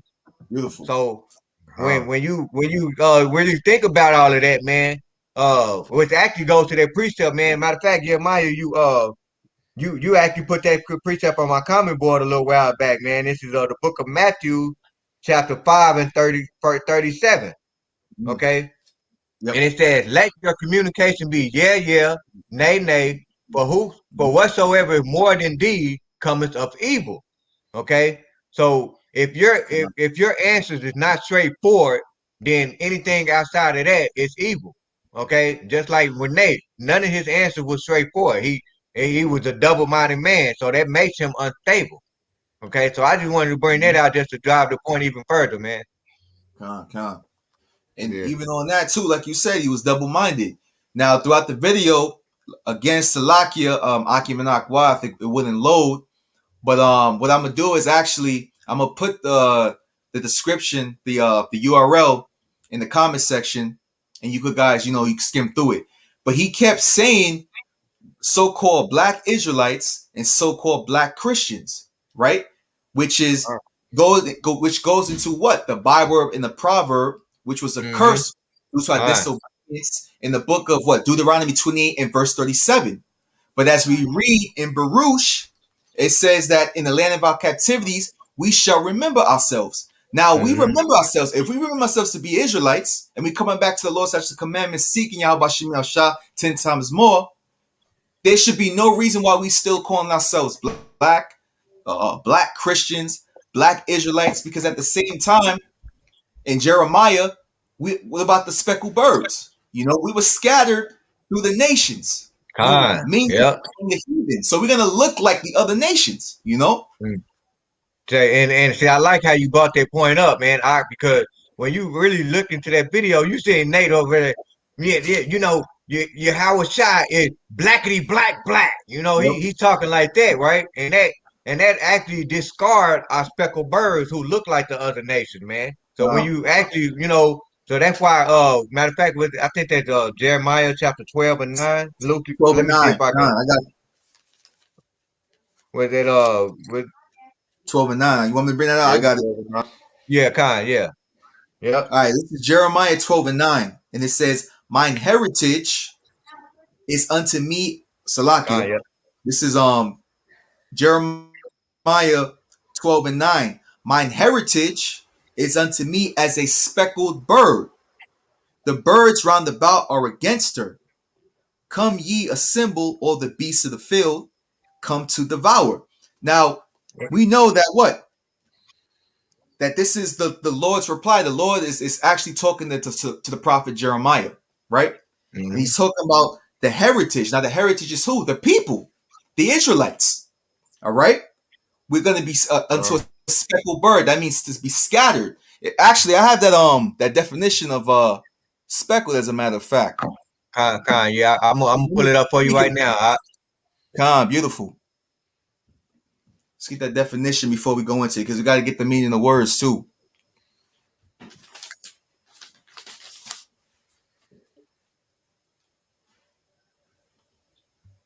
Yeah, I got it for you right now. If you share my screen, Baba Kashar, I think you already still shared it, huh? Okay, got it. Yep, you got it. This is speckle. The noun meaning of speckle is a small spot or patch of color. Mm-hmm. And it said, and the verb meaning is marked with large number of small spots or patch of color. Okay, and so and you going back into the meaning of speckle, it means different colors. So when Jeremiah said, my heritage unto speckle, that proved that the Israelites was also scattered, and it proved that the Israelites are going to look like the so-called white man, the Asian man. He's also going to look like the Africans, and so on and so forth. Okay, so when Nate is sitting here saying that the Israelites are blackly black, that discards the speckled bird. That discards it. Yep. And We have to another work. definition, another word for that speckled is sprinkled. When you sprinkle Yep. something scattered amongst, if you sprinkle, sprinkles on ice cream, it's scattered amongst the ice cream. You know what I'm saying? So that's going back to our nation being scattered amongst the heathen, and we're going to look like the heathen. Why? Because the men mingled with the women of the heathen nations. We're at the 144 mark. Call how long you how about you? I want to bring out something, elaborate too. What y'all do? It's a group here. We got in Tulsa, Oklahoma, Sons of Jacob, and like Bayan know, they be on the corner all the time. They'll use a precept where it says that we are black unto the ground to use and try to prove that we black. And they not. I hate how they use that precept to say that because they're misinterpreting that. When they say I'm black into the ground, it was talking about a move. It's not saying we're black. Because the Most High didn't even call Yahushua black. He said he was like burnt brass, skin like bronze. So I'm like, never did the Most High refer to us as being black, and they'll use that precept out of context to try to prove that we black. That's why I don't like Sons of Jacob, man. It's a very low-level group. I put that definition up for you too, Come. Yeah, because they're like Naquan them, but like even more watered down, Yeah, man. Even worse. Yeah, see, and here go the definition of black. Of course, the first definition, the adjective, is of a very darkest color owing to the absence or a complete absorption of light, the opposite of white. Okay. And it said, and of course they're gonna put, the second definition, they're gonna put belonging to or denoting a human group having dark colored skin, especially the substance of her African ancestry. But the third definition we're talking, what Tay Yashua was talking about, it said of a period of time or situation characterized by tragic or disastrous event causing despair or pessimism. Mm. All right, and then but yeah, and then this is proven like the first definition where it says a very dark color owing absent of a complete absorption of light, the opposite of white. Yeah, I'm trying to look at more of the definition real quick. Cause there's a definition that's that kind of speaks about.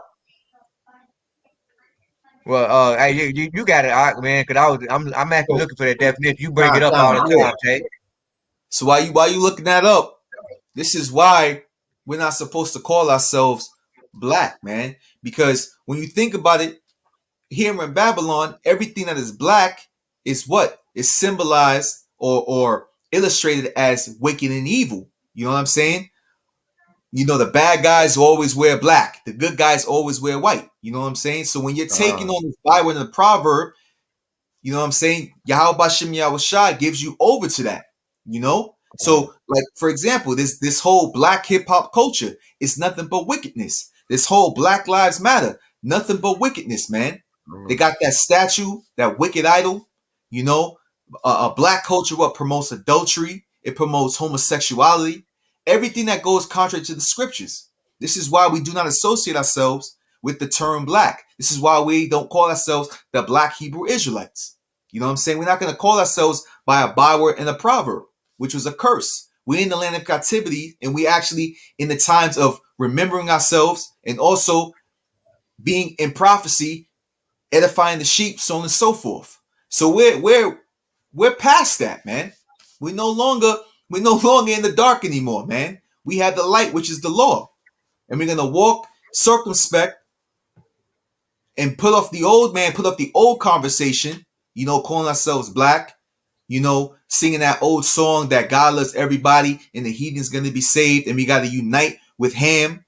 You know what I'm saying? All that bull crap rhetoric, man. God, I'm gonna share my screen. I got the etymology meaning of black. Baba Shishak, can you share that screen real quick? I'm gonna pull it up. Cause in that Marian dictionary, Esau gonna change the meaning up, cause they of course they control the whole world or whatever. So here you go right here. All right, let me put it on the screen. There we go. All right, so right here. Okay, right here. Right as you can see, I'm about to highlight it right here. Meaning fierce, terrible, wicked is from the late, 14th century. Figurative sense come from the notion of without light, moral or spiritual. Okay, so you calling yourself black, this is what you calling yourself. You calling yourself fierce. You calling yourself terrible. You calling yourself wicked. you calling yourself lacking of moral or spiritual sense, wicked, malicious, okay? All of that stuff right there. So this is the root meaning of black, the etymology. This is the history, the first beginning of what black actually meant. But throughout the times, you know, Esau, you'll cover that stuff up. You know, he changed things up all the time. So, you know, because that's the first definition I was in the Merriam Dictionary. This right here is the etymology. I figured you have to go to that to get the root meaning of the word. That's why I go to the etymology and not the dictionary, so I can go look more back, man. Black, really, when you call yourself black, you're really cursing yourself. Come. I see they use James Brown. What's that song? Say it loud. I'm black and I'm proud. They use the music. They use all this stuff to get us. Really, you think about Esau put the curses right back on us. He got us to curse ourselves. Yep. And then, like, when I think, you know, loosely paraphrasing, I want to say it was a ruler. I wonder what was it? Antiochus Epiphanes. It was one of them rulers that said, you know, you can't get them to go off, but you can get them to curse themselves. You know, and you think about it, that's what Esau did to us here in Babylon the Great. Our people, majority of our people curse themselves. They call themselves black. Yep. And do it with pride, which I want to get to, like Nate, man. A lot of our people have this pride on them. They don't like to be rebuked. They don't like to be reproved, and that they can't be reproved. So it's like they just got to like get their judgment from Yahweh Shah. They have to come back on the other side. And then like with Esau, when you get that big bag, it just makes you more prideful. Yep. Yeah, you're not gonna come back. And then the minute you get that bag, you become more blind, and then you're gonna lead the rest of your congregation to be blind as well. You know, it all trickled down. And that's the precept that goes into the what is the head is filthy or something like that, and then the rest of the body will be filthy or something, loosely paraphrasing. Yeah, what you saying? If the whole head be sick, so will the body. Yeah, that's it right there. The whole head be sick. Yep, that's the precept. I'm trying to look that one up real quick.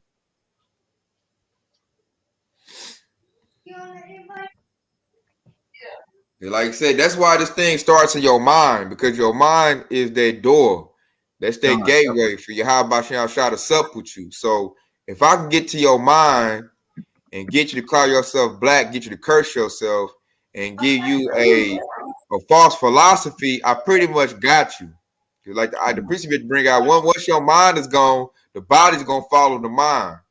Yep. Because in your mind, that's where your spirit dwells. And I noticed he said life is in the power of the tongue. What comes out your mouth is gonna let you know what's on your mind and what's on your spirit, which we can tell where Nate's mindset is at. It's about getting money. Very easy to see that. His mind is not set up on the kingdom of Yahweh. He hardly even talk about the kingdom of Yahweh Shah. He always talking about what we doing now to set stuff up. I rarely ever heard IUIC going to the kingdom. They're not kingdom minded. Feed your belly and what we gonna get right now on this side. Build schools, get fancy garments, get a bunch of wives, like I said earlier, have a bunch of dance-offs and party. Never does he talk about the kingdom.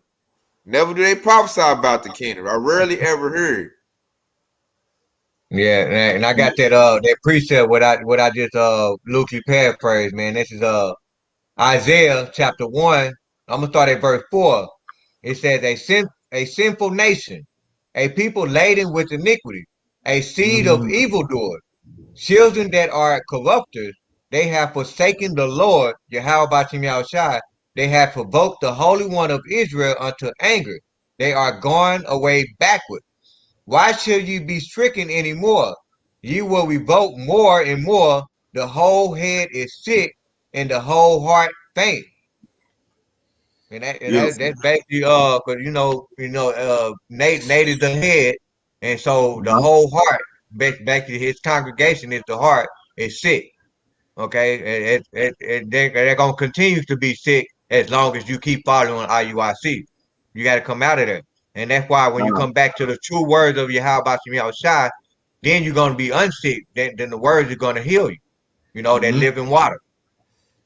That's the principle about earlier, because Yahweh Shah is the good shepherd, and when he said, "I come to those to give those life." Mm-hmm. Yo, another good thing that was in that Isaiah 1 and 4 is like the ending part when it says they are going backward, and you said, you know, we know that we're Israelites, but yet Yep. going backward is what? Calling ourselves black again. Con. Going back to the curses, like Tay said, cursing ourselves. That's going Mm-hmm. backwards. You know what I'm Yep. saying? Well, I'm a black Hebrew Israelite. Come on, man. And You then know? he also disregard the name of Yahweh Shai. He's calling on Mm, Christ. He yep. going back to idolatry. Uh-huh. Con.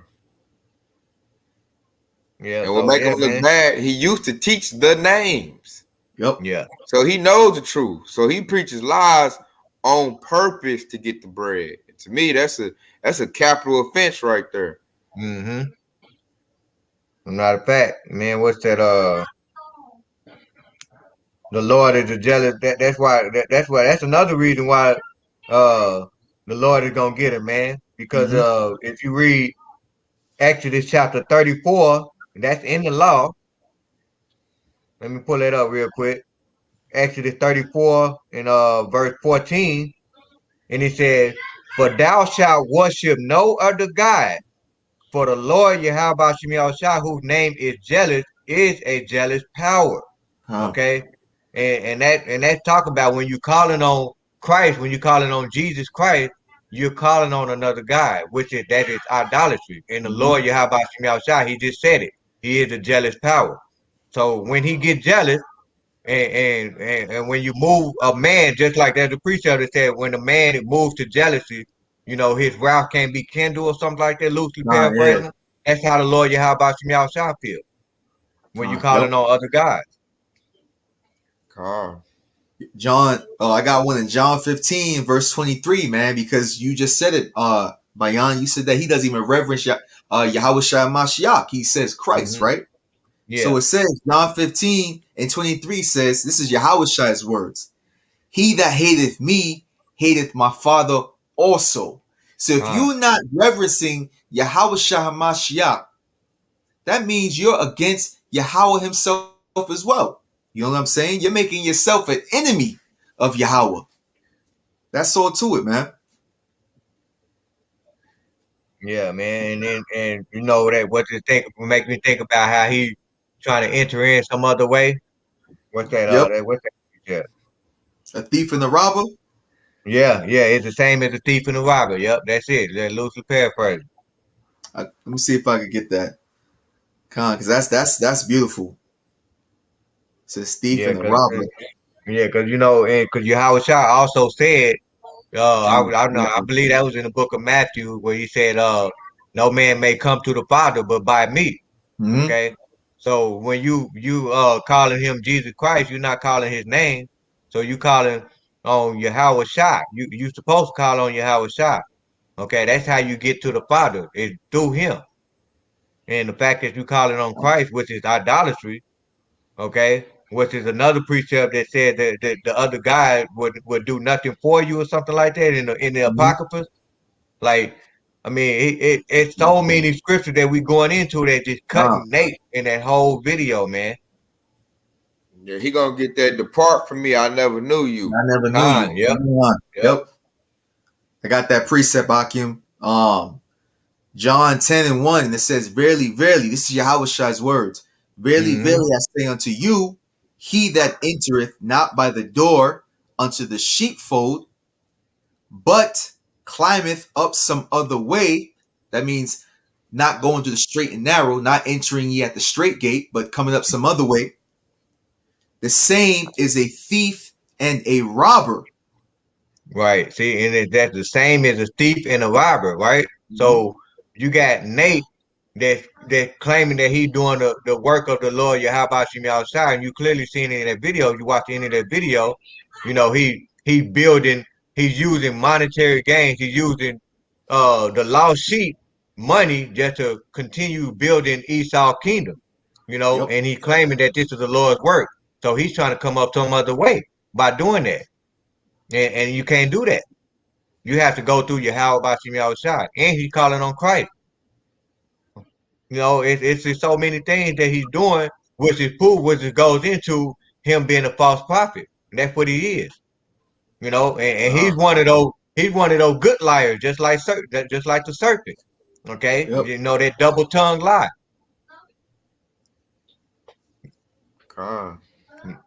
You got it, Akna. Nigga Yeah, Nate, man. man. Yep. Like I said, if you think about it, he's coming the same state as Esau. Because what he's doing is he took this word and he's monetized it. He's using this thing for like a business. Instead of using it for a bridge for the salvation of your soul, he's using it as a means to get his money up. Like same thing Esau did. He monetized the gospel. This thing, Yep. what would it say? Freely given, freely received. Get freely. Yep. You know, freely received, freely given. You know, loosely paraphrasing. So I'm doing this. he's not following in that steed. Then he charges his congregation for everything he do, for all the services. You know, I know the whole ins and out because I'm not an IUIC, but it's a lot, like I said, to go to my plantation, and he charges them a lot, you know, for their services. So I'm like, man, this dude here, he's no different from a Pastor Pork Chop. Yep. That's an offering plate. Yep, God. Yep, you know that offering plate they passed it 10 times. And that's why the so-called black church be going so long, man. You go to church for 10 at 10 o'clock in the morning, you get out at 2. They done been to pass that offering plate around 20 times. Oh man. Con. I used to piss my peoples off, man. Yeah. You spot on with that, man. I got that precept Akim in Jeremiah 48:10. And it says, "Cursed be he that doeth the work of the Lord deceitfully, and cursed be he that keepeth back his sword from blood." And that's basically, you know, cutting up these camps, man, that just do the work to sell T-shirts and merchandise and have dance-offs and invite people to a $50 charge for the Passover and all types of stuff, man. You know, parties. Parties He's forever throwing a party. They always got a party. Yeah, and that goes back to what you said earlier, Tay, man, where you got to meditate on His word day and night, man. And if you don't meditate on His word, that means you got to go to somebody that's actually using the word, right? So just somebody like Nate, he basically in the driver's seat of your education of your knowledge of getting into the scripture. You have to drive yourself to the scripture, right? You can't be in the passenger seat trying to learn the word. Okay, so basically that means if you're in the passenger seat, somebody else's you putting your destiny into somebody else's hand. So that's why when it says meditate on the word day and night, that means that you have to study to show thyself approved. Okay, so these are the most basic things that you have to do just to get in the scriptures. And once you study to show thyself approved, then you can be able to make a discernment of who's for the Most High and who's not. Okay, this is just a lot of things this is why you have to, you know, meditate day and night, man. You know, all of these things it's just basic. It's basic, man. Stuff, man. Hey, you actually got to do your due diligence. Yeah. And that's so you can judge righteous judgment. Because if you don't know righteousness, how can you judge righteousness? And we get that through the knowledge, understanding of the scriptures. Yep. Come on, man. Spiritual man. That's beautiful that you said that.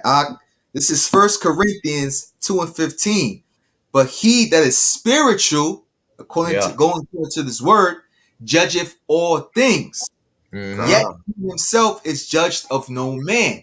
And this is why This is why it says to say that show that self-approved, you know, rightly dividing the word.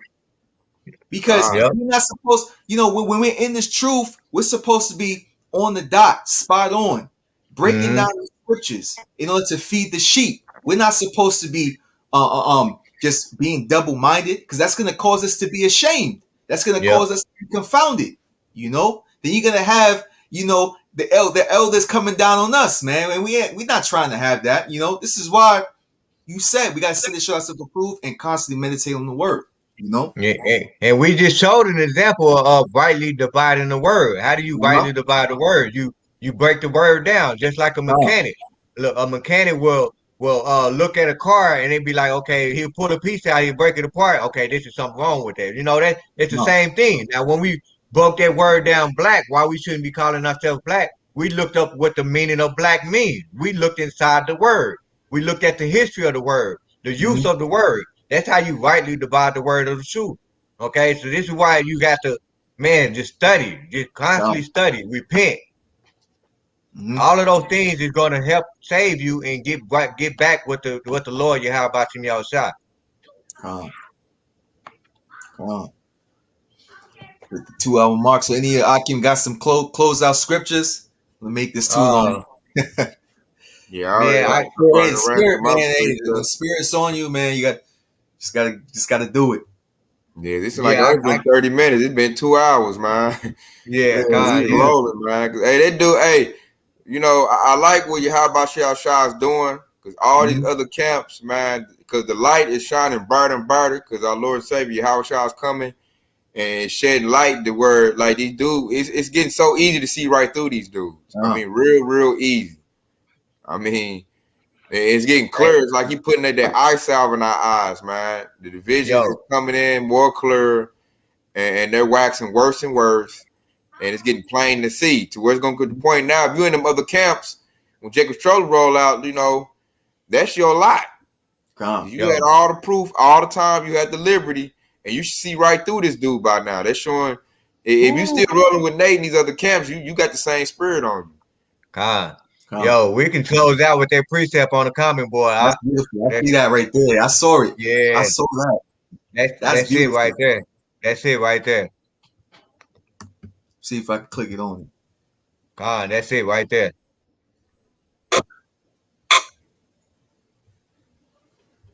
Beautiful scripture here by I am a believer in Yahushai. And it says, this is Psalms 58 and 10. The righteous shall rejoice when he seeth the vengeance. The vengeance is the judgment. He shall wash his feet in the blood of the wicked.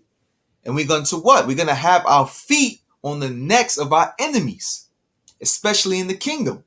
And this is what we're waiting for. This is why we making our bodies living sacrifice, putting our face out there, trying to do what we can to wake up the lost sheep, trying to do our best to walk in the Lord's statutes and commandments to the best of our ability, even though we're in this captivity, because we want to see the downfall of our enemies, we want to be able to be in the kingdom and basically rule, we got to have that rulership mentality, and this is what we're striving for. That's a beautiful precept by I am believing Yahushua. Shalom for that. The water. Shalom. As a matter of fact, there's a precept to go good with that one in the Apocrypha. I'm just going to loosely paraphrase it. We can close it out, but it says, loosely paraphrasing, the Lord said, a man that loves his children and he that lives to see the fall of his enemy. That's in the book of Apocrypha, Apocrypha. That's the rock 25 and 7. Yeah. See, that goes perfect with that last precept, right? But man, that call halal Yahweh Shah, man. That was so perfect, man. I gotta bring that out. Since you brought that up, I gotta bring that out. Yeah. We gotta close out. This is Sirach 25 and 7. There be 9 things which I have judged in my heart to be happy. And the 10th will I utter with my tongue. A man that have joy of his children, and he that liveth to see the fall of his enemies. Whoo, the water Yahweh Shem Yahushai. And with that, turn to the east. Give all praises to Yahweh, Bahashem, Yahushai, Shalom to the Akim and Aqua who listen and learning. I want to, actually, how about try to continue to protect y'all? Keep to the Akim, keep pushing this truth, keep doing what you can to be circumspect, walking the ways of righteousness. And to the Aquath, if you have husbands, continue to be good to your husbands, continue to be good women according to Yahweh Shem Yahushai. And to my brothers, Bayan and Teyasharala, subscribe to their channel. What I'm going to do is I'm actually going to put their channels, put a link to their channels in the comment section. So check out these brothers' channels. These brothers got some good oil, some good wisdom. And with that, I'm going to say shalom, shalom. Kwam Yasharala. Kwam Yasharala. Kwam Yasharala.